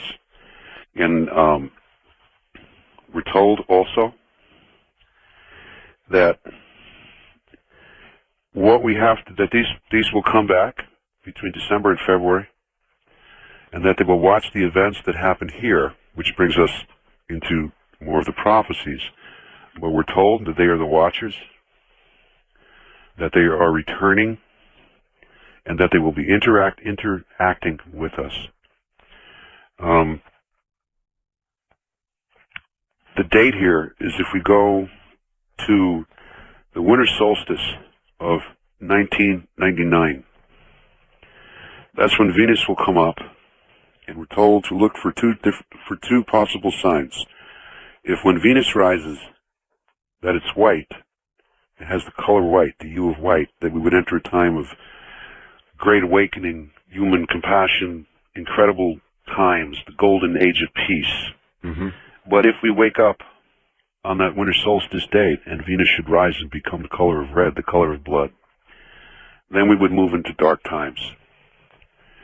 And we would move into a time when we would see World War III, where we would see massive destruction upon the earth.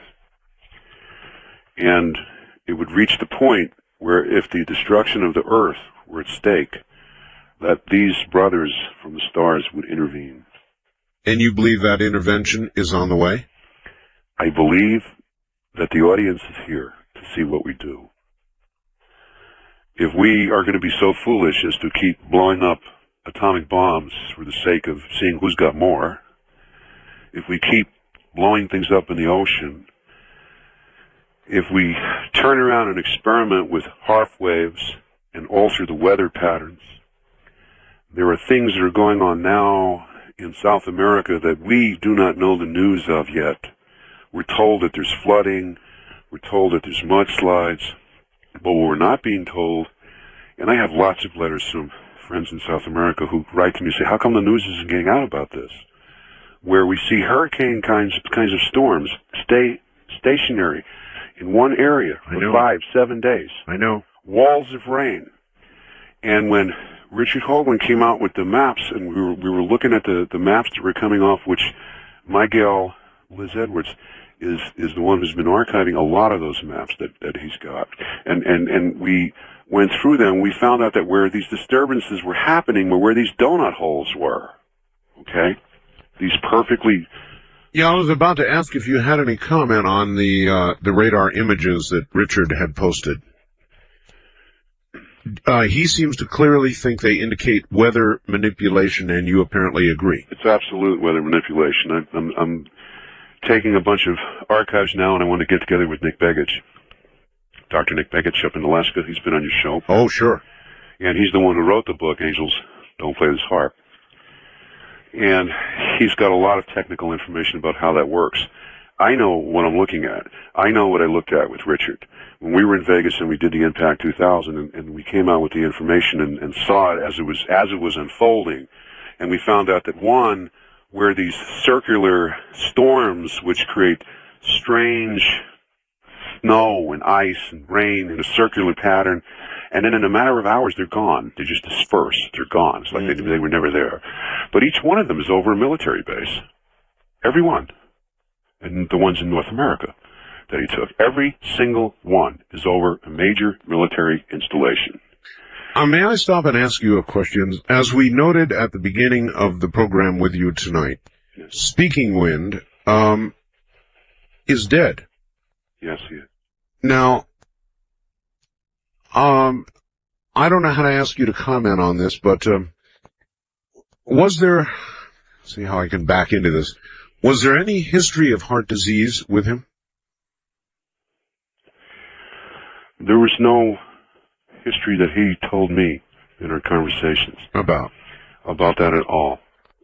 He had a lot of plans for the future. Well, he was also, though, giving some information here on the air that many would consider very controversial, very upsetting to those who heard it. Prophecy, much as you are doing now. And do you feel that he might have become a target? Yes. Yes. I strongly feel he was a target. People are getting upset now because the truth is coming out. It's no longer just people speaking it. It's like we have evidence of it. We have their own evidence, the scientific evidence of it. We have the evidence of diseases, manipulated diseases. I have so much information that's been gathered with people that I'm working with to back up what I spoke about in the Seven Thunders when I spoke about the green mist that would come. And the strange viruses, these globs of jelly-like substance that fall from the sky, and specifically here in the Northwest. Mm-hmm. Very much so here in the Northwest. When something starts to happen, and someone's bringing out something that's controversial, that's not necessarily controversial, but when it starts to hit home, and when it makes people have to question the information that they're being filtered, then perhaps they don't want that voice to speak. In Speaking Wind's situation, he was a personal friend of mine. We had been working on some mutual things together. And he had some information that I don't believe they wanted to get out. He had information from ancient documents, from Mayan elders, that specifically detailed certain events. Was that information that got on the air or information that never made it to the air? Hasn't made it to the air yet. But it did make part of it, a small part of it, made it to the publishing companies and Celestian Prophecies. All right. Shortly, what I would like to do is turn you over to the audience and allow them to ask questions, particularly those... You have to get the black and white pictures. ...that have seen the photographs that are up there. Well, black and white or not, I'm telling you... These show, I mean, this looks like it was put out in, out of the Brooklyn Navy Yard, which was still there. I mean, these things are better constructed than things we see at General Motors. David Adair would get a kick out of these. So, this is the beginning of, or we are now entering the Seventh Thunder.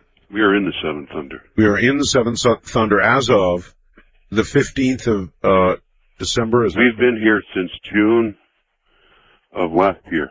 Since June of last year. But you did give a specific between... We were told about the visitations in the calendars, in the timelines. It told us that between December 15th and February, that there would be windows opened, and that we would start to see lights in the heavens, and that our star brothers would be returning, and they would make various landings, not necessarily on the White House lawn, and that many of these landings would take place at the ancient sacred sites, specifically that of the Mayan who would work with the most. The Mayans also told me of these return visitations where there would be ships landing in the Middle East. and that we should watch very closely what happened with Saddam Hussein, because he was preparing for this. In his understanding and his belief, he understood these prophecies as well. So why would this be going on? Is this this is not the War of the Worlds I'm talking about. This is not Orson Welles. I am not talking that something's coming to invade us. I am saying that here is evidence that has to be looked at. We have something out there that is not just a rock, and there's more than one. There's several of them. They are very big. They're tremendous when you look at them in comparison to the size of the sun. When you look at how they're moving on the film, and when you do various computerized enhancements to show you the different parts, I don't know how to put this in proper technical terms. So I'm going to say this. When you do a desaturated enhancement, you can see the physical structure. Then you turn around and you put color in it, and you can see the lights pulsing and moving. It's right out of Spielberg. The lights are pulsing and moving. These are organic ships that are capable of moving through dimensions in time. All right, Robert, rest for a few moments. When we come back, we will open the line. So if you have questions, particularly, obviously, if you have seen the photographs, if you've seen the animated GIF, or if you have questions about the Seven Thunders, and we are now in the Seventh Thunder, we're going to go to the phones when we come back. From the high desert, I'm Art Bell, and this is Coast to Coast AM. All right, very interesting. I'm getting messages from as far away as South Africa, listening to the show right now, listening to Robert Ghostwolf. Going back to him at the moment. Robert, you're back on the air again. I wish that we could say publicly what you told me privately. And we can't, can we? I don't think so. Not yet. All right. There's a lot of information that the elders have, and I think I've gone through this several times on the show, previous shows. It takes a lot of courage to come up and bring some of these things out that they know, because their lives become very endangered, both from inside and outside, so to speak, meaning from inside their own circles to outside the circles. Just a couple of months ago, there was a real big meeting in New Mexico with some of the top people from NASA who called in native elders from all over the country because they presented the fact that based upon the way the world was going, it would take 500 years to put it back. But they felt that the native people understood ways that they could make this happen quicker. And what input could they put into what they told? And I just think it was incredible that NASA actually turned around and did this and called these native elders together down in Albuquerque. Well, they must have had a reason. I mean, they must have had a reason. Normally... Why do they keep watching the Hopi reservation, waiting for them to get ready to go underground? Because they know that the clocks are understood. I think that what people have to understand here is that there's some incredible things that are going to happen. This is going to become like a Hollywood movie, yes. But we do survive. We will survive. We come through this. There is something beyond this. We come through this, and we come through it better people. It's not the end of everything. It's the time of change, because we have ignored all of the warnings. All right, back to the phones. First-time caller line, you're on the air with Robert Ghostwolf. Hello. Hi, my name is Stacy. I'm in Omaha, Nebraska. Okay, Stace, you're going to have to yell at us a little bit here. Okay, sure. Is that better? Oh, so much, yes. I had two questions for Robert. One of them is I've never really heard anything about this fungus. Do you kind of watch what you eat because of it? I mean, wouldn't it be polluting our bodies? Yeah, it's polluting your bodies. It's polluting your grain sources. It's polluting your water. It's polluting everything. So, where do you get your food at? Yeah, that's a good question, actually. Greenhouses. It might be time to put up greenhouses. Then you can protect what falls down from the air, because this thing is sprayed from planes. And if the planes fly over, you see them leave these strange trails behind them everywhere in the sky, crisscrossing. And all of a sudden, a few minutes later, an hour later, you notice these phosphorescent little clouds popping up, and then all of a sudden it rains, and then it's gone. And all of a sudden you'll notice, like, well, where did the birds go? They were just here yesterday, and they couldn't keep the bird feeders filled, and now all of a sudden they're gone. This is something that we saw up here this past summer, where one day we had 30, 40 hummingbirds coming to the feeder, and then all of a sudden they were gone overnight. They were just gone.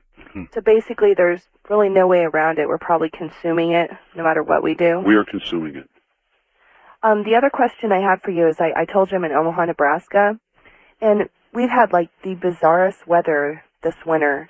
You know, like, we've only had 2 dustings of snow, and we've had, like, 50-degree weather this December, and usually it's, like, in, 15 degrees minus or 30 degrees minus. It's really cold, and I think the weather change was really bizarre, and maybe that's something that's going on at the beginning of it already.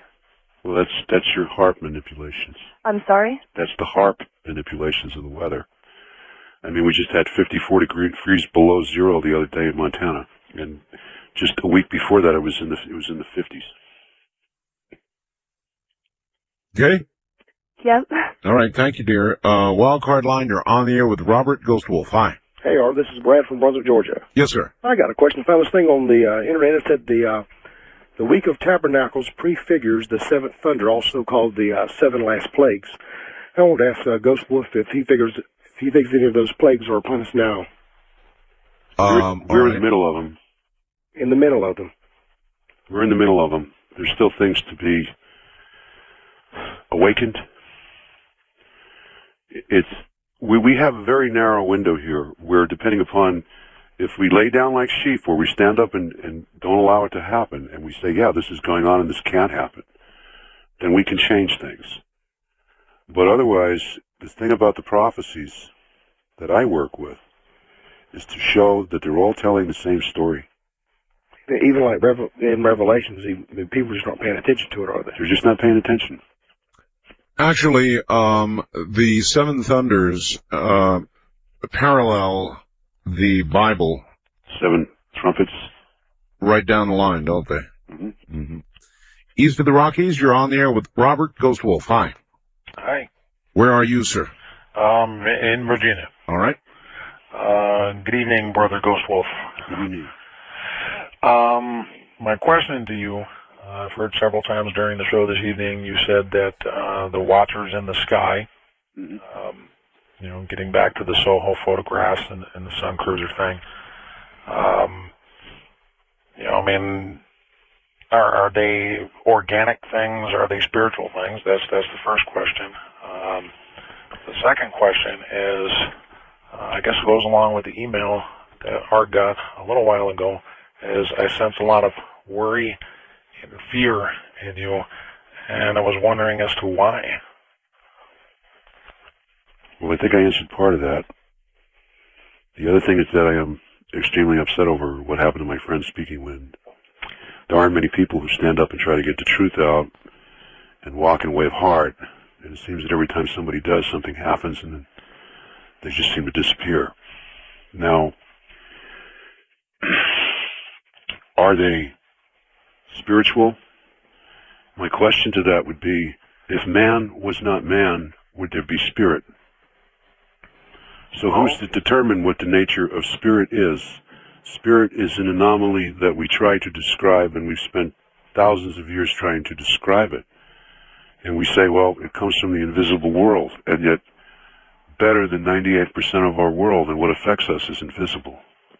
True. So spirit is a matter of interpretation. Does it matter if you're Indian or Hindu or Tibetan or Catholic? No, spirit. We're all brothers under the skin. We all come from one mother, we come from one father. We all have the same needs, the same desires. What we've got to do now is eliminate the separation, because it's an illusion. There is no separation. We're just human beings.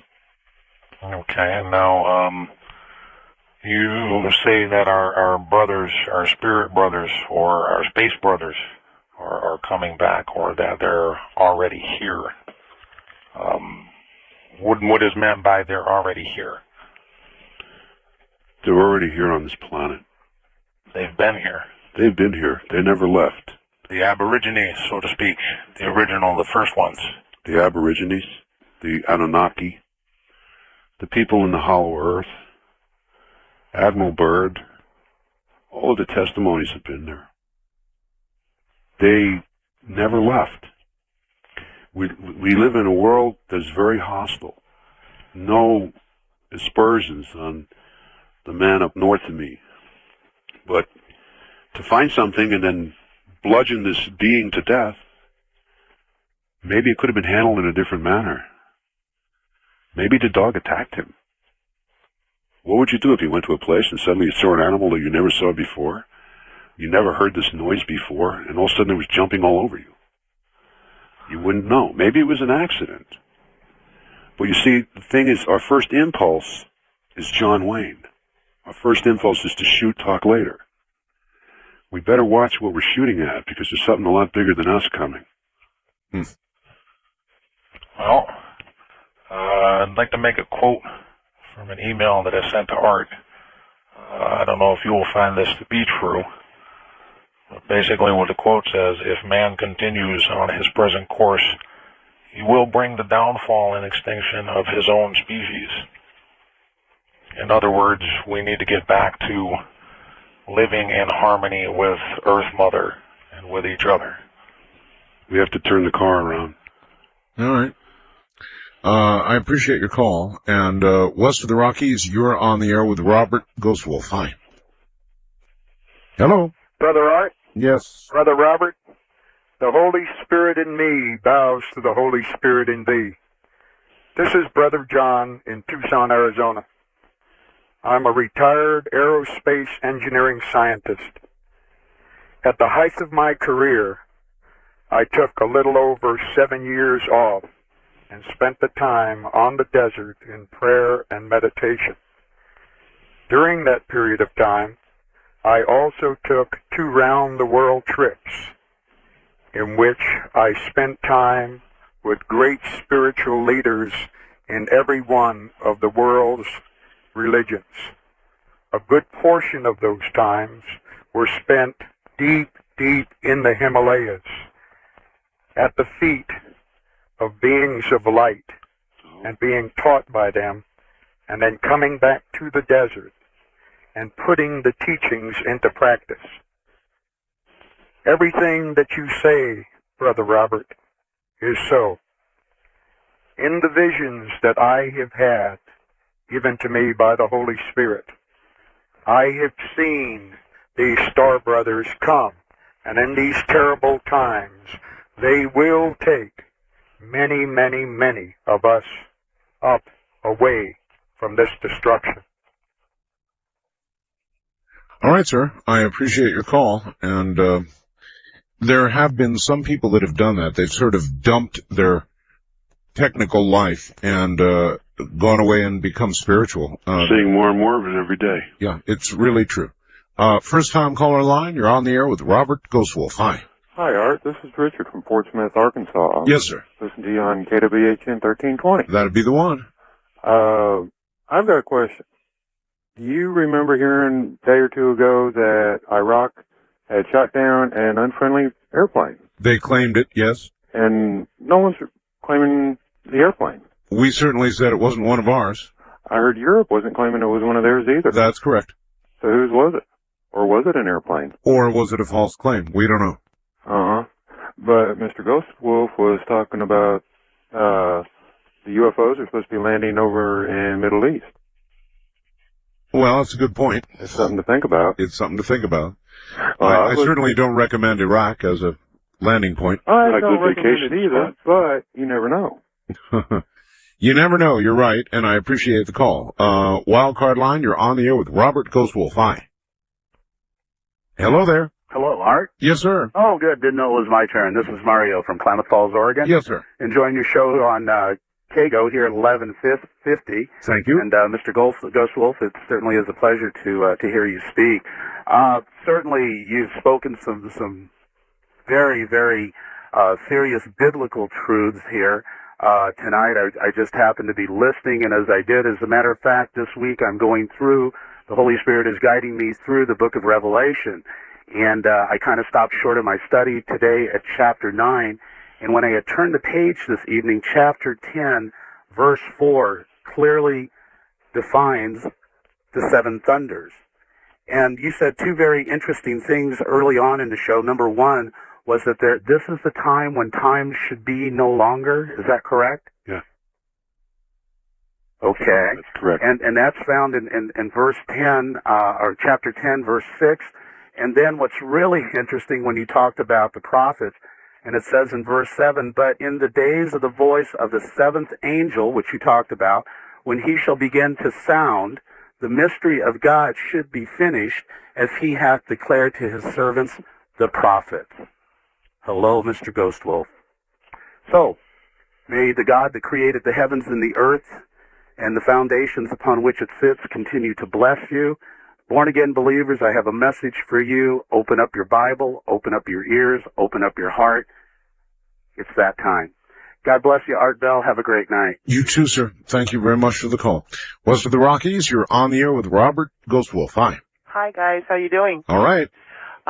You know, Robert, I'm listening to you talk, and it's all very, very interesting. And I hear a lot of people on Art's program who talk about the end of time and that we will endure. But they all of you seem to keep coming back to the sphere-based thing. And I would like to put out there that we also need to reinforce in people that we are, even genetically speaking, so much more. There's a physio-spiritual connection in the human race that empowers us beyond any of the changes and the probabilities and possibilities of what might be happening. And if you can take masses of people away from that element of fear by empowering them with the knowledge that they can really transcend it, that not 1 out of 1,000 people can make it, but that all of us can make it, because spiritually and genetically, we're wired that way. We all hold that potentiality. We do. But it's a matter of us taking the responsibility of taking that action. That's true. If we turn around with blinders and say, no, this isn't going on, and we allow it to occur, and we say nothing, then we might as well have joined the hand of the aggressors. It's time now to say, no, this doesn't have to be this way. Right, and more every day I hear people saying, you know, it doesn't have to be this way. And to me, that's a very good sign. People that are otherwise oblivious to these things and seem to not notice or to not care, moment by moment, something will happen, and you hear, it doesn't have to be this way. And I think that's a great sign. And another thing that I wanted to say to you about the Space Brothers, today at sunset I walked outside and I looked up at the sky and I saw this most amazing cloud formation. It was like a huge golden frame, sort of a rectangular shape. And empathically, I sensed the presence of some sort of sentient life force out there, and telepathically got the message, they're coming, they come. And I thought that was interesting. It reminded me, I was thinking about Alex Collier's talking about the flyby, and I thought, well, just maybe they are going to show up. Maybe they won't come by in a form that we expect. Yeah, that's very possible. And again, the whole thing is, how do we respond as beings? It's like if you were to go out to the desert and have a spiritual epiphany and see a spiritual entity surrounded by glowing light, how would you respond? And that's really the message behind this is what's happening. It's not so much fear-based. It's a matter of please wake up. This is starting to happen. What are you going to do? Are you going to take responsibility for it? In the case of many, I sincerely doubt it, but that's pessimistic me. All right, stand by. We're at the bottom of the hour. My guest is Robert Ghostwolf, Matei, Native American, and he'll be right back. Back now to Robert Ghostwolf and the final segment coming up. Robert, here we go. First-time caller line, you're on the air with Robert Ghostwolf. Hello. Hello, Mr. Bell. Yes, sir. Hi, Mr. Ghostwolf. Mr. Ghostwolf. Robert, how you doing today? Okay. Where are you, sir? I'm in San Francisco Bay Area, actually in Redwood City, and I actually had the pleasure of meeting you, Robert, past during the summer when you were here at Veronica's. Right. Yeah, right. I was there with a pretty Greek woman. Anyway, I had a question for you about, I'm very saddened to hear about Speaking Wind, And there's one thing that he said when he was on a show, and he mentioned this gentleman or this being called White Eagle. And I was wondering if you knew anything about him, whether, I wasn't sure if Speaking Wind had actually had a near-death experience or not, and then crossed over and met this guy in spirit and came back. And there's a bunch of books out by this White Eagle. I don't think that Speaking Wind was speaking about that same individual. Yeah, okay. I think he was speaking about one of his ancestral spirits. Oh, I see. Okay. To my knowledge, unfortunately, I can't confirm it. Yeah, well, I'm very sorry about it. I really wanted to even talk to the man too myself about it, but unfortunately I won't get the chance. But I just got one quick thing too, is my fiance seems to think that the San Francisco Bay Area is going to be a safe place to be through all these changes, and I keep on telling her about the rising ocean waters and all this other fun stuff that's going to be going on. And I guess Popo has not actually had the major eruption that it's expected, but like you said, when it does go off, the whole, it's going to go all the way up to the Cascades. Is that correct? Yes. Yeah, so basically you agree with me on that, huh? Well, what we're seeing is that everything's building up. All events are building up to something. Yeah. Something is coming. All of these events cannot be a matter of coincidence. Yeah, and we're building up to something. But, keep this in mind. One, remember Speaking Wind's message to always come from the heart. Uh-huh. And if you come from the heart and live in truth, you don't necessarily have to worry about stuff. Yeah. Because things seem to work out. Well, the other thing is, one person living in balance, a lot of things can be happening right around you, and maybe you'll walk right through the middle of it. Yeah. I'm not worried about it anymore. I pretty much have come to terms with that. But I wouldn't put a house up on the beach. No, I wouldn't either. But hey, once again, I want to, thank you for coming out to California and doing that. That was really nice of you to do that. I heard you don't do that very often. And Art, next time I go to Vegas, my fiance has a non-surgical lift mask. And you're doing all these TV appearances? No, I'm not. I'm doing as few as I can. Oh yeah. Well, you got your little webcam there. We want to make you look younger. No charge. All right, thank you. I don't know if I want to look younger. Wildcard line, you're on the air with Robert Ghostwolf. Hi. Good evening, Art. Robert, just an observation and question. God does not give the spirit of fear, but of power and of love and of sound mind. And with that in mind, perhaps, Robert, is not prophecy given as a warning in consequence of those calamities which can befall us? But the one thing you brought up is that perhaps if we lose faith in doing the right thing and trying to address past injustice and be responsible stewards and clamor for security and invite tyranny, and might this be the invitation to tyranny come as a wolf in sheep's clothing to invite the rest of these things? All right. I think it's a message that says you can change this all in a day. You can literally change this all in a day. All you have to do is turn around and come from the right place. All you have to do is stop living the paradoxes in your own life, and then a lot of that confusion will just go away. Yeah, but that said, there does come a time, it seems, when prophecy becomes fixed as a reality that is either upon us or about to be upon us. And the Hopi said that, and I'll never forget it, that no, there was this great long pause, and they said, it cannot be changed. It is now fixed, and that's why we are speaking, because it is going to happen. We're at a point now where if we don't do something now, it's not going to be a pretty picture, because we're bringing that on ourselves. It's like, how many times do you have to tell a child, don't steal the cookies? They're too high up on the shelf. If you go up there and you climb that ladder, you'll fall down. And the child refuses to listen. It continues to climb up, and then one day it falls down. The thing is that we have done too many things in the opposite direction.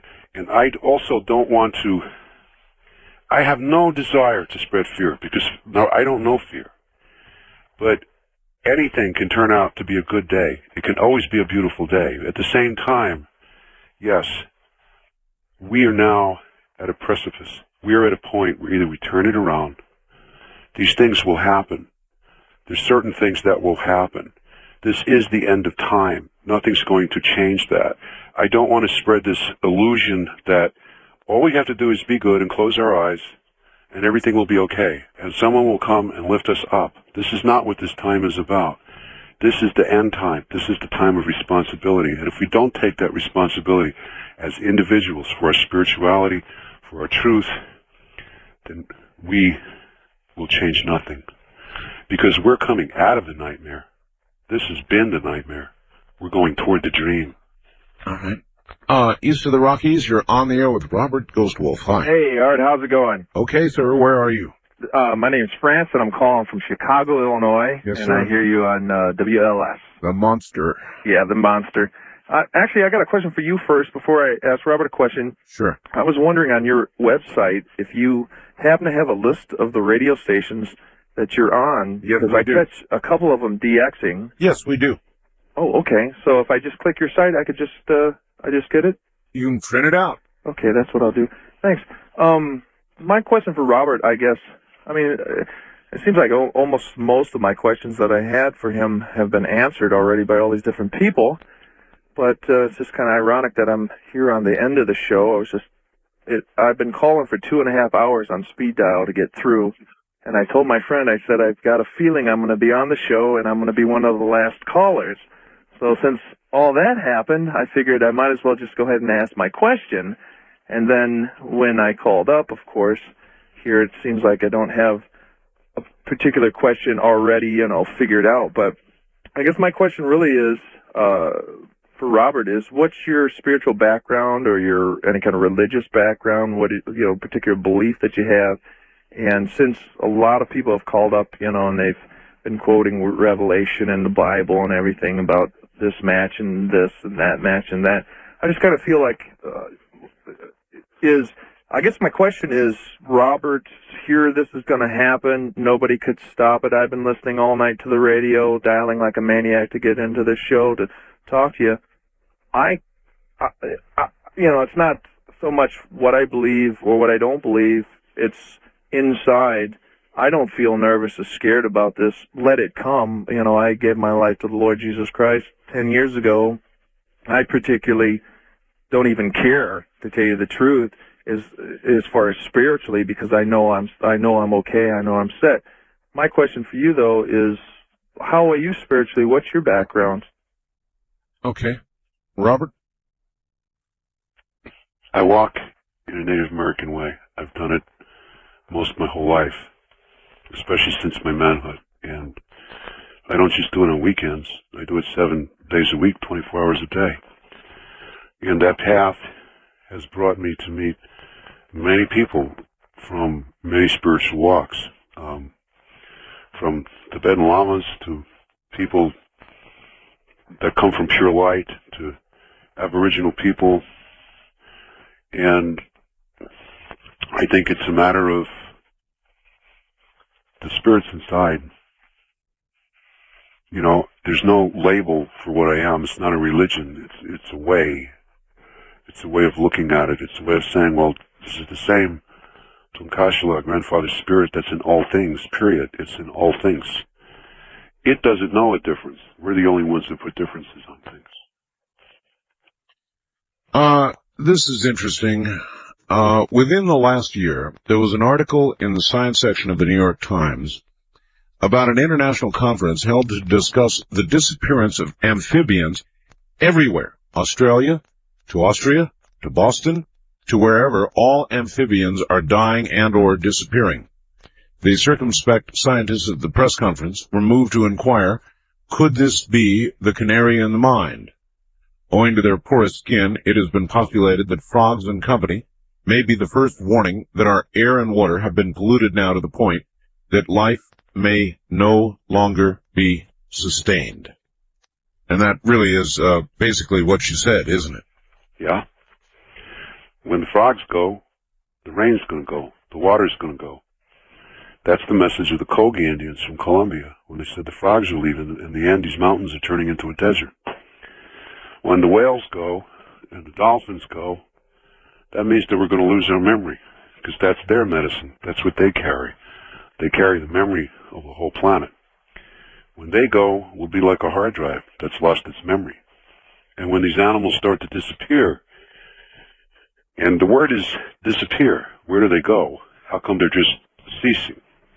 When we see plant species that just disappear, well, it's a sign that conditions, regardless of what we try to perpetuate to justify our existence and our actions, something's happening on a major scale. Because most of these things that we're talking about, they cannot find the reason for it. There's no logical explanation for it. And the thing is that these animals seem to disappear before something happens. No, it's true.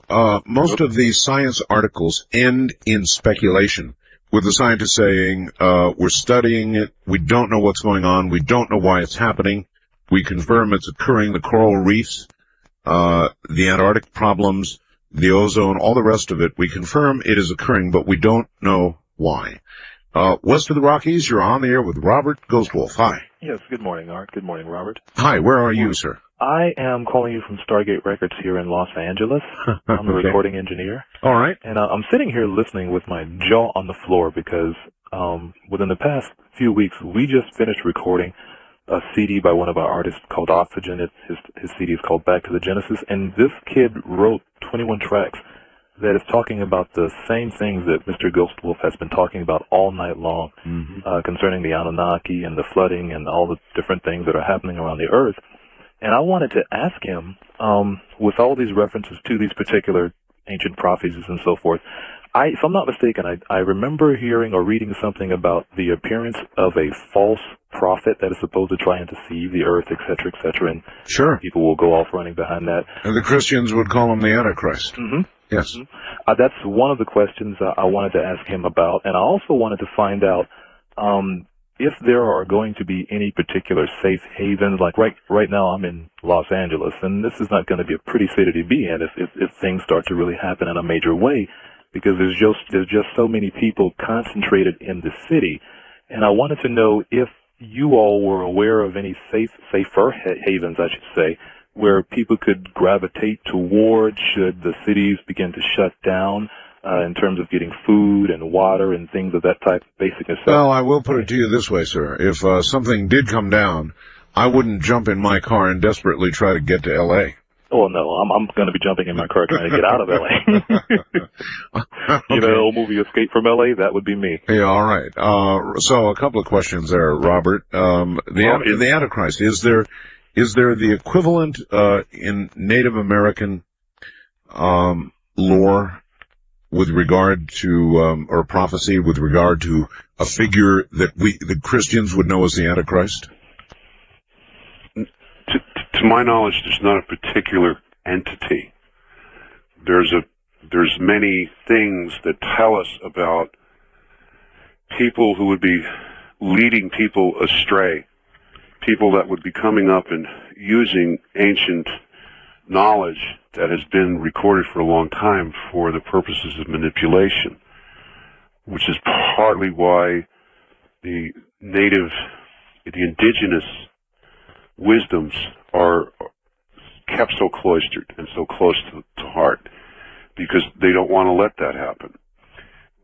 There's no particular entity, but there is a realization in the Hopi that we have discussed in Circle and the Mayan, that there is an entity coming from the other world, the other brother, the younger brother, that will create great miracles, because he will understand these things that we know.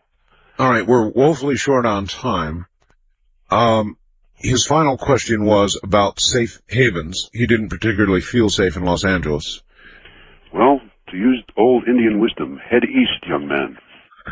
Is that old Indian wisdom? All right, well, listen, we've come to the end of another one. I want to get it out for you one more time. You have a newsletter now that's brand new called The Wolf Report, and you can get it by calling one of two numbers, either 1-800-905-8367, that's 1-800-905-8367, or area code 509-465-1606. That's 509-465-1606. Robert, as always, it has been a great pleasure, only shadowed by the sad occurrence with Speaking Wind. May he rest in peace. Thank you, my friend. We'll do it again. Okay. Good night. Good night now. Thank you. That's it, folks. If you would like a copy of this program, you can get it by calling 1-800-917-4278. That's 1-800-917-4278. I'm Art Bell from the High Desert. Good night.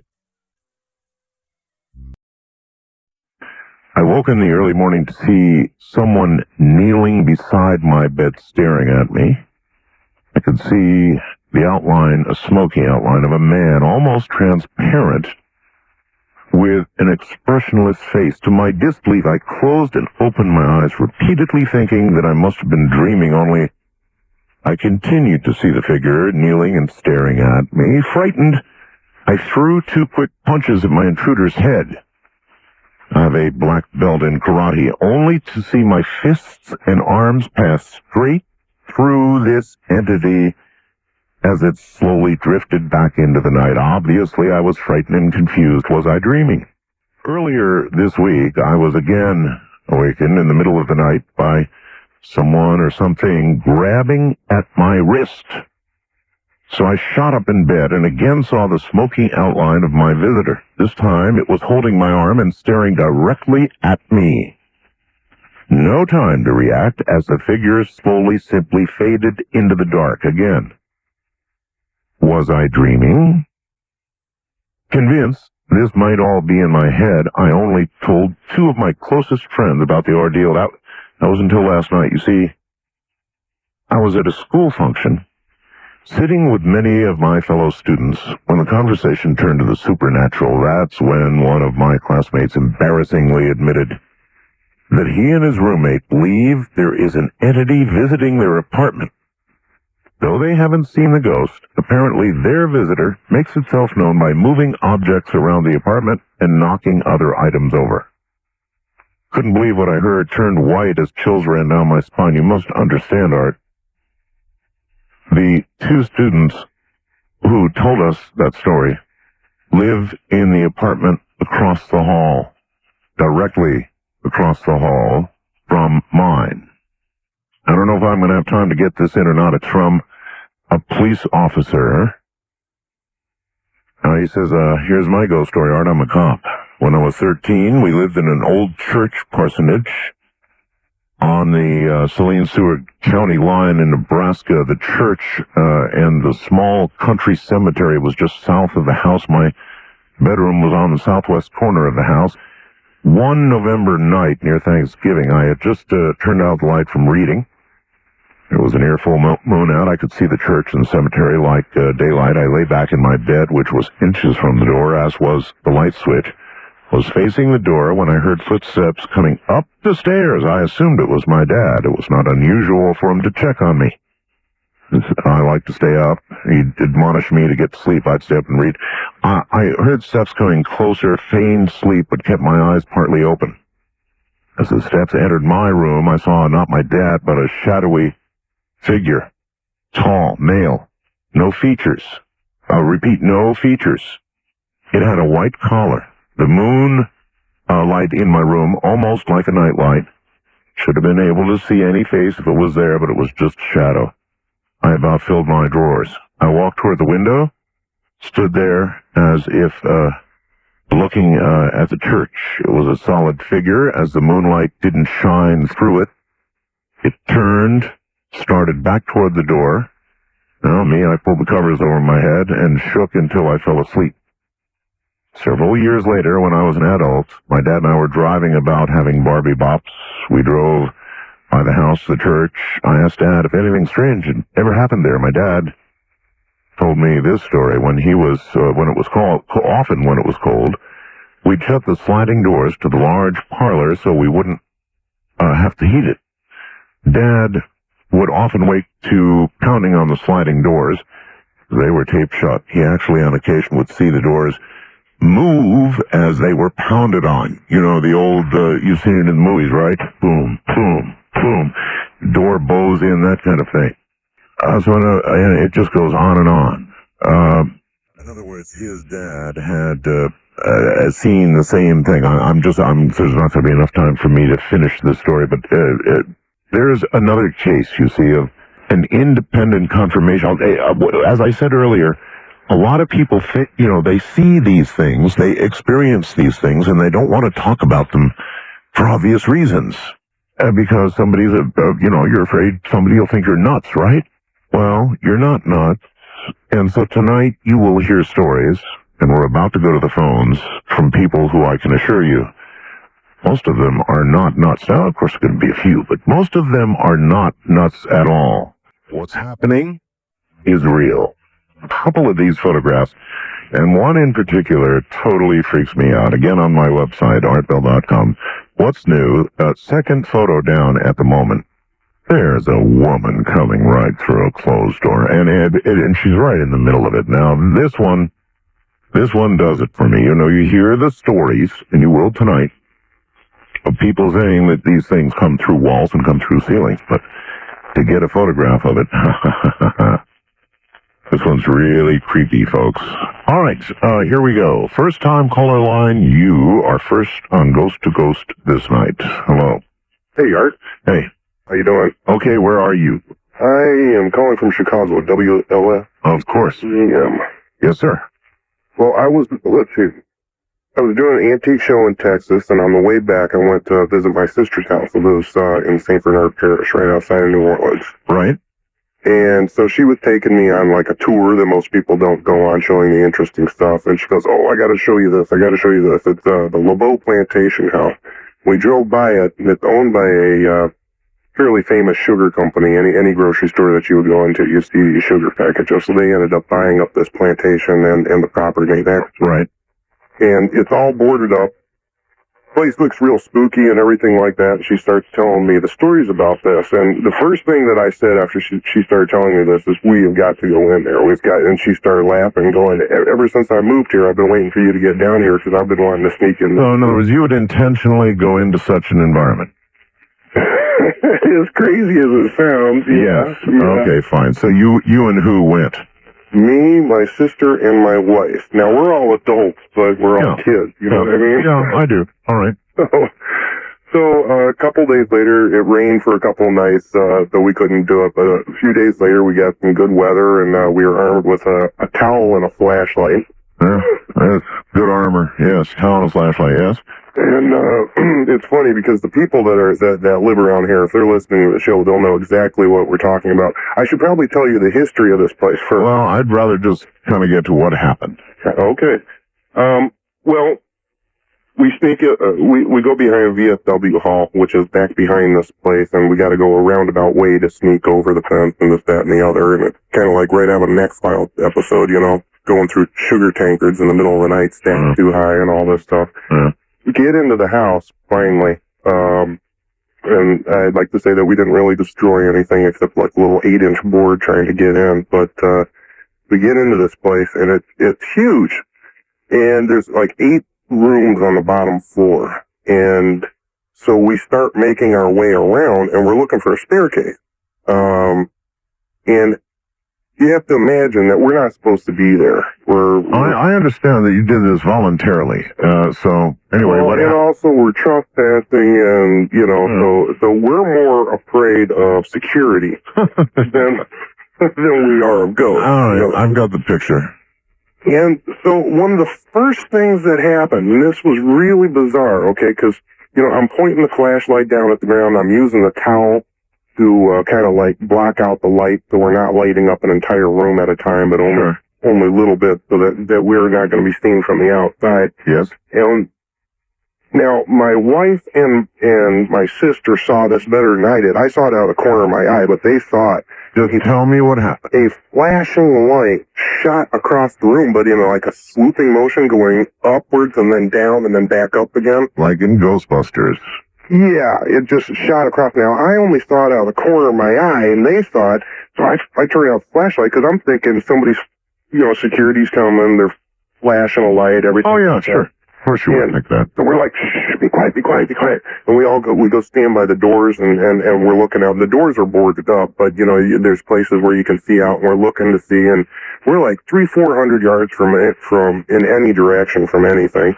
And, so we're just standing there being quiet, and then my sister goes, I just saw a light up in through the floorboards in the ceiling above us. She goes, I just saw a light up there. And we get out, and I'm looking up, and then I see it in a different place. And there's like light coming through the floorboards, but yet there's like big holes here and there, and the holes weren't illuminated at all. Just little cracks of light. I mean, not coming from everywhere. Okay, I get it. Really, really bizarre. Okay, so then we go on, and I'm like, nah, because you're sitting there, you're saying none of this is happening. You're just paranoid and all this stuff. And so we go walking. Got about 30 seconds, sir. Oh, I'm sorry. We go around to we make the first pass to the first floor, and then we noticed that we couldn't find the staircase. So we start going through again. The second time through, this is the weirdest thing. We heard, this is like, it sounds like a classic, haunting type of thing, but I swear it sounded like, like a large metal handled door and it's something swinging closed. Yes. The wind started blowing and everything's boarded up. And it dropped like, we could hear wind outside, but it dropped like 20 degrees. And everybody just freaked, because we thought we were busted. Not that there were ghosts or anything. Okay, we're at about the end of the time here. Oh, that's a shame, because it gets better. Well, it's going to have to do it real quick. Well, basically, I go over by the end all be all is we heard, what sounded like the voices of, like, slaves. Calling, like adult black men calling to each other. And where was this again, please? This is in St. Bernard Parish, the Lobeau Plantation House. All right. There was a slave route. When I lived in Maryland once, a place called Blue Ridge Summit. We lived in a very large house at the time. In fact, the house we lived in, my mom called it early Victorian Halloween, early Halloween. It was an old house, but it had 35 rooms. 35 rooms, and I had appropriated one of the top rooms in the house for my ham shack. And it was on a route where they had sent slaves, and they would send slaves from the southern part of the country to the northern part of the country. And there were certain, like, safe houses for the slaves, and this was one of them. And so we had, in this house, it was a creepy house that I lived in. We had secret passageways, and so it was really cool as a child, because, man, there were secret passageways that went around almost every room in the house. Totally secret passageways. Now, the story was they had been used to hide slaves in their trek north. Would be a stopping off point. But, man, that was one weird house I lived in. A place called Blue Ridge Summit, Pennsylvania, Maryland. The Miss-Dixon line actually ran right through the house. Actually ran through the house. Amazing. Wildcard line, you're on the air. Hello. Hello? Yes. Oh, hi. Yeah, this is Pat from Southwest Florida. Yes, Pat. I'm a retired New York City fireman, fire lieutenant. New York City fire lieutenant. Oh, okay. That's correct, yeah. Yes, sir. And this concerns a story regarding a ghost story that I heard. This is not a first-hand story, but this was about Rescue 1, which at the time was on 43rd Street between 8th and 9th Avenue. And the story was related to me by a firefighter at the time. This is about 1977. Can't remember the guy's last name. First name was Chris. And if he's listening, he comes from Glen Cove, Long Island. Okay. But at any rate, he told me this story that on the second floor of this particular firehouse on 43rd Street, Rescue 1, it's the bunk room. You know, on the first floor you have the fire truck and the kitchen and what have you. Sure. On the second floor you have the bunk room. And he said that one night he went up there between about 2:15 in the morning, and he, you know, between runs, you know, you can go into the bed, you know. Can I ask a stupid question? Sure. Lieutenant, in those firehouses, you know, the old-fashioned thing was that there was this sliding pole between one floor and another, and you would see firemen sliding down it. Did that exist? Oh, sure, of course. Really? Of course, yeah. They had two of them in each house. In this particular house, they had two, one up front and one in the back. I always wondered if that was real normal or just sort of a media thing, you know. Oh, no, that's absolutely true. It's okay, all right. Absolutely true. Yeah, okay. And if there were any New York City firemen, or any fireman, I suppose, for that matter, they would certainly know this, you know. Okay. At the time, I was assigned to 4 Truck, which was on 48th and 8th, 48th Street and 8th Avenue. Anyway, he told me this story, and he said that this one particular night, he went up to into the bed, and he was lying on his stomach. And by the way, this particular bunk room is extremely dark, or it was extremely dark. Right. Pitch black. I mean, you couldn't see your hand in front of your face, and the only thing you could see was the luminescent light up on the wall.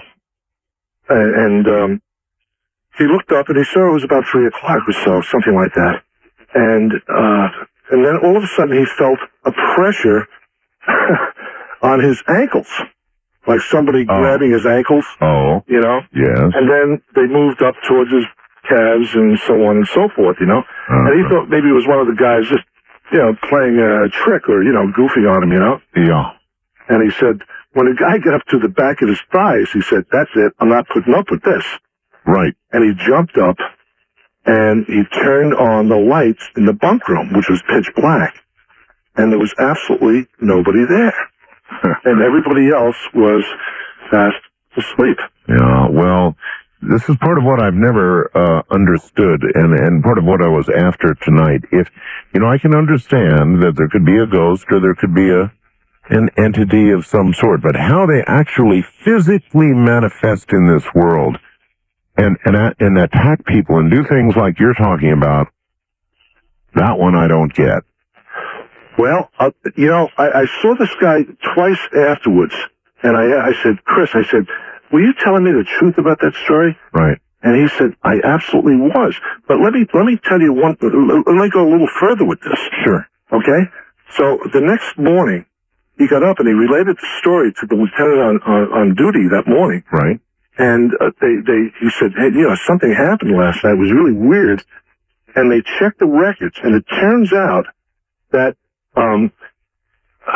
something like 20 years before, like 1957, something like that. New York City's fire department keeps long records, huh? Oh, of course. Yeah, I mean, records back to the 1800s. So 20, oh, okay, so 20. Anyway, they found out that at that particular hour and that particular date, there was a fireman in Rescue 1 who was between tours. In other words, he wasn't on duty. Right. He was between tours. Right. They had a fire. This guy went to the fire between tours. He wasn't officially on duty. Came back to the firehouse. Went up to that particular rack, that particular bed, and died of a heart attack. Oh my God. Really? At the exact time, 20 years ago. Oh yes. My. And it was documented. And from what he told me, the widow of the firefighter, and I don't know his name, but the widow of the firefighter never received any compensation for that. You know, there was well, then you could imagine a motive, perhaps, for the haunting. I don't know. Is that what you're saying? Who knows? Yeah, who knows? You know, at first when I heard the story, I said, "Oh man, that's kind of hard to believe," you know. But, again, I told you, I saw the guy and I said, Chris, was that really a true story? He said, I swear it was true. And P.S., Rescue 1 on 43rd Street between 8th and 9th burned down around, I'm not sure the exact year, I think it was about 1979, 1980. It was a tremendous fire. It was on Daily News. Wow. But it burned down and it was tremendous fire. Totally took the place out, Well, oh, brother. Lieutenant, thank you. Okay. Take care. There's a fire, Lieutenant. You see what I mean? The part that I'm struggling to understand, and I guess I'm going to keep saying this, is how do these entities that no longer possess a physical body manifest physical things? I mean, how can they be touching you, choking you, scratching you, affecting you physically in any way at all in this dimension? Remember, they don't have a physical body anymore, right? So how do these stories happen? How does it happen? Oh, east of the Rockies, you're on the air. Hello. Hello? Yes, sir. Oh, great. You're talking to me. I am, yes. All right. Where are you? I'm in Charleston. Okay. Charleston, South Carolina. South Carolina. And I'm a police officer, and that doesn't make me more credible, I'm sure. But yes, it does. Anyway, I have had numerous experiences with entities, and I would probably say in my lifetime, 30 years, I would say probably 10 or 15. How long have you been a police officer? About 5 years. 5 years. All right. I had several on the job. But actually, the one I was going to talk about was what happened as a child. Fire away. I'm not going to waste time or anything, but when I was a child, I was about 6 or 7 years, and it was right after an experience that I had 2 years prior with a miracle with a religious person. Okay? And we had moved into this new house, and everything that happened in this house was really odd. I remember every Halloween, every really evil thing that went on. I remember. I don't remember Christmas or anything nice in that house. Well, give me any specific. We don't have a lot of time. Well, make a long story short, I just went to bed and I'd laid down. I was about 6 or 7 years old, and when I laid down in bed, I turned my night light on and I laid down, and my brothers had went to bed, and once I had laid down, I heard footsteps coming towards my door, and it's much like that other police officer had talked about. Oh yeah. Except the weird thing about this one was it wasn't a hazy glow or anything like that. It actually, it was, I call it a demon. But I had laid down, I had not even closed my eyes. Could you actually describe what it looked like? Oh, absolutely. Absolutely. And then do it. What had happened was it stepped in my door. Tell me what it looked like. It was about 6 or 7 feet tall. It was a figure of a dog, believe it or not. Oh, brother. And it was a demonic look. It had hair. When I first saw Cujo, it had the muddy, bloody, matted fur, just like Cujo had after he attacked all the people. And when it walked in, I smelled the odor of what I call pure death. If I ever smelled it again, I'd probably get sick. It walked into my room, it looked at me, and it had bangs on the front of on the bottom jaw that went straight up. You're a police officer. You know what death smells like, though. Oh, absolutely. Absolutely. Yeah. And, but I hadn't smelled that at 6 or 7 years old, and I've not smelled anything like it since. And the top bangs went straight down, had long fingernails, and it came in, it looked at me, it walked toward my bed, and the only thing I could think of to do was cover my eyes and start praying, and which I did. And it had leaned over me and was... Stay right where you are. Coast to Coast AM continues. Back to the police officer. And where are you again, sir? I'm in Charleston. Charleston, that's right, Charleston, South Carolina. I wanted to read this to you before you continue. Sure. There's a man who writes from Wisconsin. Art, it sounds like the policeman you're talking to had an encounter with Black Shuck, a spectral dog that has been reported all over the world. Demonic, question mark. That it may have been a demonic thing, and he calls it Black Shuck, a spectral dog, for whatever that's worth. Wow. I've always wondered what it was, because I've always had experiences where I've actually seen figures. I've had doors bang. I've had a lot of things happen. Yeah, but this thing looked like a dog, and about this thing was actually physically there. You know, and it wasn't in the spiritual realm. It wasn't cloudy. Misty. It wasn't misty. It was in a physical realm, and it topped my list as far as something that I could actually put my finger on, you know, and literally touch. If I had reached down, I probably could have touched it. But of course, you don't know that for sure. I don't know that for sure. But the thing was that it scared me to the point where I'd actually covered up and I started praying. And I was always wondering if anybody else had that experience, or if there was something in literature. Well, then maybe I just answered your question for you. I'll have to do a little bit of research on that myself. But the thing that really troubled me about the whole thing is I never spoke about it. I never told my family.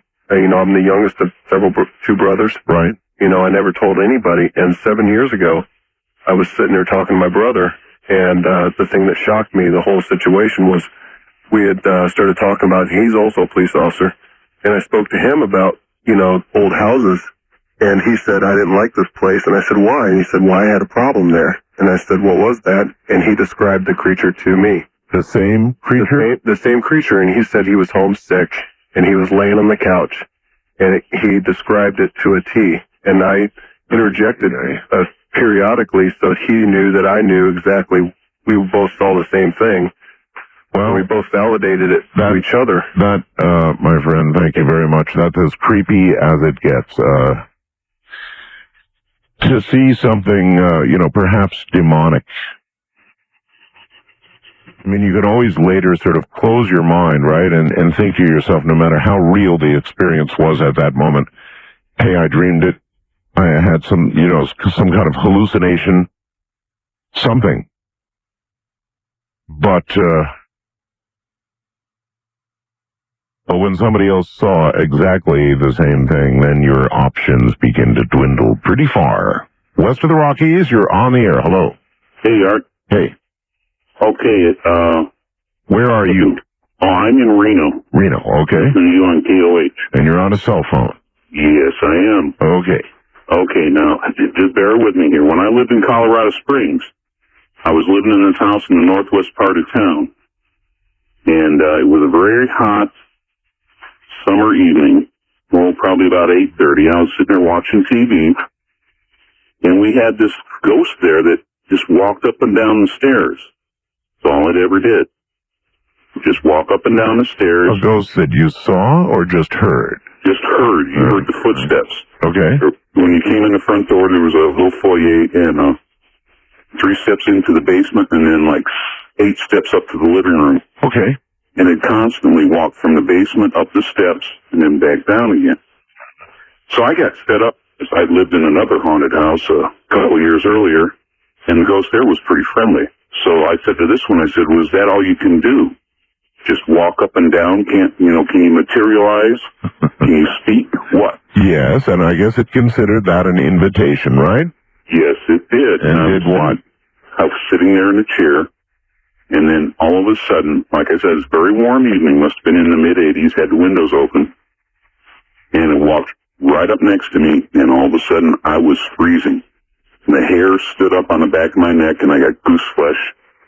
It was totally creepy, and I felt this, you know, how you can tell when your wife's angry at you. I seriously doubt. Sure. I seriously doubt you don't experience that much, but. Oh, don't you kid yourself. But, you know, you could feel the anger. Yeah. And I could just feel it, and I was going, oh, geez, I'm sorry I said Actually, that's a anything. very, very good analogy, sir. Very good. Every man out there, and probably every woman, too, from the other side, knows exactly what you're talking about. Oh, yes, I know that. Oh, yeah. Oh, yeah. And that's the only thing that ever happened to that one. But in the previous house, we used to have windows fly open, doors fly open, lights go on, banging, pounding on doors. We called him Bob. Yeah, well, Bob. Well, I don't like the pounding on doors part. I did, and that goes to a little of what I'm going to talk about right now. I don't rule this out. In fact, actually, I rule it in. A lot of strange things have occurred to me during the years that I've been doing these programs. becoming convinced, and you might want to have this served up to you as a warning. I really am becoming convinced that when we talk of these things and we consider them, the more we do it, the more we invite it. And I think that's why I've had a lot of, one time during one of these programs, it wasn't a knock at my door. I mean, you've got to remember, I live inside, a regular home, and I have my converted studio here, and what I heard hit my door was more like a pile driver. I mean, it wasn't a knock. Trust me, it boom, that kind of thing on my door right during the middle of one of these ghost-to-ghost shows. And it scared the you-know-what out of me. I mean, right in the middle of the show, and I ran over to the door, and I did open it. There was absolutely nothing there. But I mean, this was almost going to break it off the hinges kind of kaboom on my door. So I've come to the conclusion that over-road truck driver, and I get you on I got an SM radio. I get you on the Ask channel. Right. And anyway, I team with my husband, so we're coast to coast. What part of the world are you in now? Right now, I'm in Ludlow, California. Okay. And this happened right outside of Albuquerque, New Mexico. Now, you got to understand, we're used to sleeping in different areas. Nothing's ever happened before. Sure. But we were outside of Albuquerque on I-25 in a rest area. And you got a bunk up behind, right? Yeah. Yeah, okay. Yeah, we got a sleeper berth. Right. And this happened in a rest area right at the 163 marker in Belém, New Mexico. All right. And I had just quit driving. I had been listening to you like I always do. And I just quit driving. I was tired. My husband was already sleeping. So I put on my nightshirt and I was brushing out my hair. And so I turned everything off when I got done, and I climbed in behind my husband like I normally do. Something kept telling me to look behind me. And I'm like, I'm not going to do this, so I just closed my eyes, and I'm not asleep yet because I had just laid down, and it takes me a while to relax. All of a sudden, my body went totally numb. Now, this is the God's truth. My body went totally numb. I could not move my body. This noise started coming out of my mouth, and I'm trying to speak. I'm trying to get my husband. What kind of noise? Like a gurgling, it went like that. Yeah. And my husband is still snoring, and I'm trying to move my fingertips to get him awoke because I can't hardly move, but I'm willing my fingertips to touch him, and I'm trying to get his name out. I'm thinking, am I having a stroke here? What's going on? Right. Right. And that's what I'm thinking. But I'm like, no, that's not going, because my mind's working here. And all of a sudden, my body, I thought I was going to start levitating. I'm like, oh my God, what's going on? And I'm start praying in my mind because my husband and I are very religious. And I start praying, and finally, I don't know how, but my husband got awoke. But in the meantime, the middle part, because I'm keeping my legs and arms, trying to keep them down, but the middle part of my body starting to move up. I'm like, oh, please, God, make it go away, please, God. And this is when your husband woke up? My husband woke up. He goes, what's going on with you? And then it just left. And you just sort of flopped back down? I had already come back down. I didn't fully go up just because I'm, just the middle part of my body's moving. Did you recognize anything that came out of your mouth? No, nothing but this noise. And like I said, I'm trying to go, like this, Sure. Eke out his name, sure. Yeah. And so, and I'm thinking, is this one of these things where, you're asleep? What do you call that? You think you're asleep, but you're not, or something, you know what I'm talking? Of course. And I'm like, this ain't going on, because I wasn't asleep yet. I had just fallen in bed, and something was telling me, turn over to my side and look. I'm like, oh no, this is too creepy. I'm not looking. I closed my eyes. So and that's when something entered my body. Yeah, inhabited you, I was going to say, Yes, for a period of time. Yeah, and now, and what was really weird when I pulled into this rest area, like when us drivers pull in late at night in the rest area, you can't find a parking spot. I hear you. I've got a big RV, and I've tried to fight for those spots, so I know. Yeah, but see, there was only 2 other trucks there, and I'm like, this is strange. Tell me exactly where it was again. Okay, this was right outside south side of Albuquerque. At mile marker what? 163. 163. All it's right. a rest area on 25. All right, I got you. All right. Well, then listen, we're out of time, but some other truckers, I'm sure, will give mile marker 163 a try because these things tend to hang out at the same place. All right, first-time caller line is restricted for Guam. Only Guam. No, you want. After this next call, I guarantee, I've got a federal law enforcement officer on the first-time caller line, and after that, I'm going to restrict it for Guam, guaranteed. Sorry you can't get through on the international line. That's totally raw from my point of view. You should be able to get through on that line. But since you can't, and I know the 800 lines are swamped, the only option I have is to try and open the first-time caller line for Guam only. So that's what I'm going to do as soon as I take this call. That number is area code 775-727-1222. Once again, I'm going to hold that line open for Guam only. 775-727-1222. The only option I've got, I know that Guam is with us right now on a Saturday afternoon. Stay right there. Hi, Tom Bodette from Motel 6. Welcome to Tom's chat room. Of course, the beauty of Tom's chat room is that Tom does all the chatting. So let's talk. Dearborn, Michigan asks, say, Tom, does Motel 6 really have the lowest rates of any national chain? Yes. And that's Tom's chat room. I'm Cyber Tom Bodette logging off for Motel 6, and we'll leave the light on for you. Motel 6 in a core hotel. All right, let me say it one more time. Following the call I'm just now going to take, then I'm going to reserve this line away for only Guam. I don't care who you are, what it's about, only Guam. Those poor people. You would think, and by the way, if you want to call on the international line, and you're anywhere else in the world, you're welcome to now call because obviously Guam isn't able to use it. So the international line, anywhere else in the world is 800-893-0903 with reference to Guam.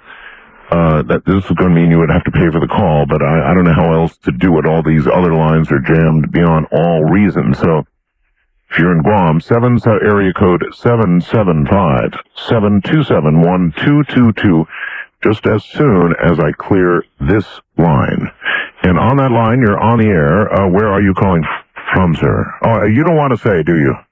No, not necessarily if I could help it. You're a federal law enforcement officer? Yeah, and I can verify all this on the side if you want to ever get this information without being heard. I understand, sure. We're the federal officers that you see in the unmarked trucks that ride along the government property to keep people out where they shouldn't be. Okay. I have 2 quick things to say. One, I had 2 experiences in my life. One recently and one when I was about 17. We had it's an old house in Detroit in an old area. And, I was the only brave one out of the 9 kids in a certain part of the house that always had some strange happenings. And, things got worse to the point where I started putting locks in the door. Well, one night I went to sleep and I woke up and my door was actually just ripped from the hinges. And nothing was missing, but I slept through that, which I'm a very light sleeper. You slept through your door being ripped off the hinges.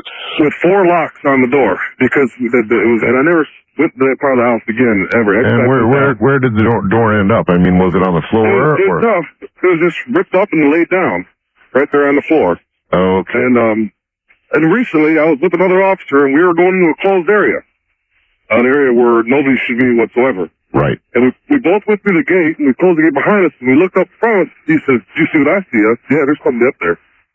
We got in the truck, And we gunned it, and either this person could run about 70 miles an hour, or they just got away from us. And we were in an area where you can see everything within about 4 square miles. But it's strange that two people can see the same thing, and we both looked at each other and says, we got him. No, it's not Whatever strange. it was, the shadow ran in front of us. It was right early in the morning, before sunrise. It ran in front of us for probably about maybe, I'd say a good 400 or 500 yards. And it was about 1,000 yards in front of us when we went through the gate. And you're trying to tell me this thing had to be moving at 70 miles an hour? Yeah, because I guessed on it. I mean, we were going to get this person or whoever it was and find out what they were doing in this area. And we were looking at each other like, we can't believe this is happening. And then finally around the corner and there's nobody there. And I don't know what to tell you. I really appreciate your story. Yeah, I appreciate it. Well, we love listening to you guys out there. Believe it or not, a lot of us listen to you. Thank you. You guys really entertain us through the night, and keep up the good work. I do believe it. Thank you very much, sir. All right, that clears that line. Now, only Guam on that line. See, I've got the feeling it's the only way I'm going to get Guam through here tonight. Now, there's yet another law enforcement officer. Well, these fellows work at night. You know, they work at night, and many times they work in pairs, and they are trained observers. So, yeah, you give them a little more credibility. Stuff is happening everywhere. Absolutely everywhere. Wildcard line, you're on the air. Hello. Is that me? That's you. Okay. I lived up at a place called, can I say the name of the place? Well, I don't know. It depends on, is it like a hotel or? Well, no, the area is known for the world's biggest fig tree. I'll leave it at that. No, that's okay. You can tell me where you live. Oh, it's a place called Fig Springs. In what state? Arizona. Arizona, okay. Yeah, it's near Kingman. All right. There's a lot of legends about the area itself, but one particular night, my mother and a friend of ours were up there, and we're just hanging out in the main trailer. My parents caretook the land for the people who owned it, and we're just talking about different stuff. It was nighttime, and I started getting really nervous. I was pretty young at the time. Started getting very, very nervous, about like I am now, as a matter of fact. The other two people were with us, my mom and the other person, were also getting nervous, but they were trying to pretend like everything was okay because they didn't want to scare me. I looked back behind me, and I see a guy lying on the bed in the living room. We're in the kitchen. You could see in the living room there's a bed there, and he was floating about a foot off the bed. And about that time, I said to the people, my mom and the other person, I think we should leave now. Well, describe this as best you can. Floating, you said. Yeah, he was just lying there nonchalantly, like, nothing to worry, just kicking back on the bed, except he wasn't on the bed, he was above the bed. But what I'm trying to get at is, in every other way, fully materialized. He was partly see-through. He wasn't totally solid. Yeah, he was like partly there, partly not type of thing. I've seen a lot of ghosts before like that. And well, if you get a chance to check my website, you'll see a picture of a lady halfway through a door. And when I say through a door, I don't mean walking through a door. I mean coming through a door. Okay, I'll be sure and check that out. But anyhow, we decided to gather. But by the way, there were people hung on that fig tree there before it was originally chopped down. But anyhow, we left the building and started going down a hill. It was pretty dark out. We're going down this hill to head to where we stayed in a small travel trailer, and we hear a noise like a clunk, clunk, clunk noise behind us. And we tried to look back, but we couldn't see what it was, and we just took off running. All of a sudden, I freeze. I look back, and I see way up in the sky. I look straight up. I see in the sky what looks like a small piece of metal, maybe 2 foot by 3 foot piece of metal, and like a small tin or aluminum garbage can flying in the air. Really? It makes a circle around me, and I hear a crash behind this one little rock shed that was up there. I was frozen in my spot, so one of the other people had to grab me and pull me in the trailer. We all compared notes and found out that we were all feeling kind of weird vibes and everything about the area when we were in there. So next day, since it was too dark to go out that night, next day we went out and looked to investigate to see what it was. The clunking noise behind us was actually a tin garbage can. But the two pieces of metal I saw up in the sky, I mean, this is Arizona. We don't get tornadoes that often here. Yes, and the ground wind was not that bad. So what are you saying happened to you? I mean, this piece of metal was about the size of an average living room. It was two pieces of metal, and what it was a roof off of a porch shed that was at the trailer. Oh my God! After having told the story to several people, we found out that the trailer that had happened in, someone had gotten shot by the police in. They had escaped from something. They ran from the police and he got shot in there. And the person told us, well, we can prove it. Go look by the back door and you'll see bullet holes there. And so we went and looked by the back door. There weren't any bullet holes, but there were some pieces of duct tape. We started looking under the duct tape, and sure enough, there's bullet holes. There's bullet holes. Oh, brother. All right. Well, thank you very much. You see, ghosts seem to manifest themselves most frequently from those who either die unexpectedly, die in the middle of a passionate love affair, commit suicide, hang themselves, blow their heads off, that kind of thing. Those type of deaths, violent deaths, seem to bring this sort of thing. Why, I don't know. It may be the speed of the death, but, if that was true, then you would think that most people that got hit by trucks or walked out into the middle of traffic would be ghosts as well, wouldn't you? And yet it appears to be this hand of man violent death, whether it be one's own hand or another hand, that produces the entities that stick around. So go figure. East of the Rockies, you're on the air. Hello. Hello. Hello. Yes. Yeah, hi. This is Mark from St. Louis. Hello, Mark. I was listening to your show when I heard one of the police officers call, and he had a story about he called it a demon dog. Oh, the dog-like creature, yes. Right. Okay. Well, I got a story similar to that. Only it's not a dog, but it has similarities. When I was a kid. I grew up in a family of I was the youngest of 5, and I was sharing a bedroom with my sister, who was the second youngest from me. I was the youngest, she was the next one up. Right. And so I'm going to say maybe, I don't know, 7 or 8 years old the first time I saw this thing. Yes. It's a very distinctive memory for me, and it's hard for me to even talk about it without getting the chills. I was asleep, or not quite yet asleep. I was in bed. My sister was, her bed was in the corner of the bedroom farthest from the door. My bed was closest to the door. Right. It was dark. It was nighttime. I have no idea. I'm trying to remember how late it was, but I know. Doesn't matter. Go ahead. Yeah, everybody in the house was asleep.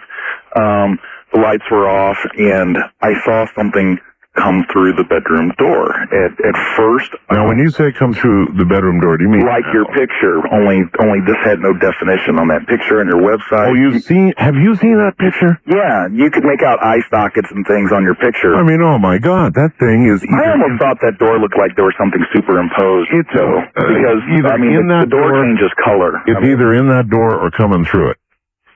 So this was similar to that. Okay, now I'm in a dark bedroom, and I don't know how I can accurately describe this, but I'll give it a shot. There's such a thing as darker than or blacker than night. Okay, and that's the best way for me to describe this thing, because your eyes will gradually adjust to even a dark room. That's correct. And So I thought I see something really. It was like a black void. Is the best way I could describe it. Okay. It was no dimensions. It was just a black void. Yep.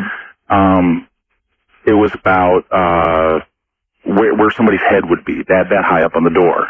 And I remember squinting my eyes and opening them again and thinking, you know, what the heck is that? Sure. And I'm looking, and it starts coming through a little bit more. And what it was this thing's head.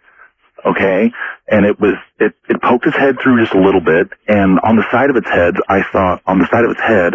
I could see, like, again, blacker than black, wispy arms coming through, like the hands were being extended, and they were coming through the side, you know, from the side of the head. And the head comes in farther, and it looks around in the room, and the whole time I'm thinking, am I seeing things? Am I imagining this? Yeah. And the more and more I look at it, I'm getting scareder and scareder, and it's taking on a form. And my sister's asleep, and I'm getting scared to death seeing this thing, and it finally comes through the door, floats through the door all the way. I could see it was smooth shaped, meaning it didn't look like it had wild hair or anything. It was completely black, but the head was round, like a mannequin's would be. Yep. And I remember seeing arms and a torso. You know, I'm peeking through my covers. I got my covers probably like up to my nose at this point, you know, looking at this thing. And the way I'll never forget the way it moved. It was like a burglar was, like he would move, like if he was tiptoeing. It was very, like, almost stalking the room with his head crouched down, and the arms were kind of up in the air. And the arms, there were really no hands. It just kind of ended in long tendrils. Well, you know, long tendrils. This sounds classically like a shadow person story. Exactly. And you describe it as blacker than black. Blacker than black. Something that would be black within a totally dark room. Yes, yeah. Exactly. And there's something I want to describe here, because I think this is just as important or prominent as the actual seeing it. Sure. There was, again, this is from a kid, so 7 or 8 years old. I felt a presence of evil like you would not imagine. There was no way, even at that young age, did I think this was a ghost. I mean, I was scared out of my shorts. To me, this thing was not a spirit of somebody that had come back. This thing was, I'm thinking this thing is from hell or something coming up. Well, that is why, again, folks, that I'm saying, you know, we call these ghosts, but that's just a name.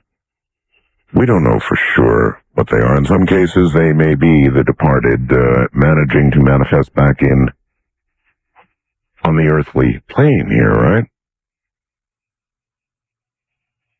But they might not be human either. Many of these things may not be human, and so I'm tending toward the physical manifestation, particularly physical attack type stories, so I can try and get a better grasp of what it is that we're dealing with here. I don't know if that's possible. I want to reiterate that because of the screw-up, and apparently Guam can't get through on the international line, I am going to hold this first-time caller line open for Guam only. All right? I know you're out there this afternoon trying to get through, so keep trying. It's area code 775-727-1222. And, of course, the lines are totally jammed, but if I need the audience to cooperate, do not call that number. Let Guam get through, please, on that number. Guam only, area code 775-727-1222. Otherwise, use any other line. West of the Rockies, you're on the air. Hello. Hello, Art. Hi. We don't have a whole lot of time before the top of the hour, sir. Let me do this real quickly. All right. I'm a retired sheriff's captain. Yes, sir. One night, the dispatch supervisor ran out of paper and a computer and wanted me to go with her into the courthouse to retrieve some papers. She would not go there alone. This is an old western courthouse in which the jail was in the basement. A number of people had been hung there and killed themselves there, and she was scared to death of it. Right. We went up to the front door, which was a double glass door, and unlocked the door. And when I opened the door and I had a flashlight, didn't want to turn the lights on, and there's a set of stairs, and at the top of the stairs, you like cats, you'll enjoy this, there was a ghost cat standing there. And when I shine my light on it, he reared his back up like a cat will, and hissed at me, and attacked me, ran down the stairs and ran at me, ran up my body, and according to the dispatcher, went through me. What? I didn't see the cat go through me. She said it went through me. She saw it come out the back end of me. Holy moly! When it shocked me so bad, I just lost my composure there for a minute. I dropped my flashlight. I picked the flashlight back up, and I had to turn it back on, and I shined it up to the top of the stairs, and there was a man standing there. A ghostly-looking man, and he just slowly dissipated and went away. I don't know what to say about that. This cat just scared me to death. I mean, it was not a physical cat. She told me that from that day forward she'd never go back in there again, and she said that was the first time. I don't blame her. I wouldn't do it either. In fact, I'd probably quit, go find another job, or transfer or something. Listen, I gotta go. We're okay. up here at the top of the hour. I appreciate your call. You're welcome. Thank you very much, officer, and take care. So many law enforcement officers, people who are trained to observe things. A cat that attacks and hisses, arches its back, attacks you, and jumps right through. Ay, ay, ay. Step inside, but you don't see too many faces. That would be me. Good morning, everybody. This actually is Ghost to Ghost AM, and in the interest of somebody who's paying for a call, I'm going directly to our Guam line, actually the first-time caller line. Hello there, you're on the air. Hi there. Hi, you're in Guam, huh? I am. Actually, I guess you're on Guam, not in Guam. Thank you. I always say I'm on Guam. I think it sounds, I'm from Chicago, so if can be on something, it's kind of nice. Listening to KGUM? Yeah, K57. That's it, K57. Yep. Well, I guess it's what, a Saturday evening there by now, huh? It is. The sun is now starting to set. Actually, it's starting to go down now. Okay, all right. Well, what's up? Well, I'm really sorry that True Tomorrow didn't get through here first. Hopefully more will come in. Ghost stories or spirit stories, might be more accurate, are very much a part of the culture here and are experienced very regularly.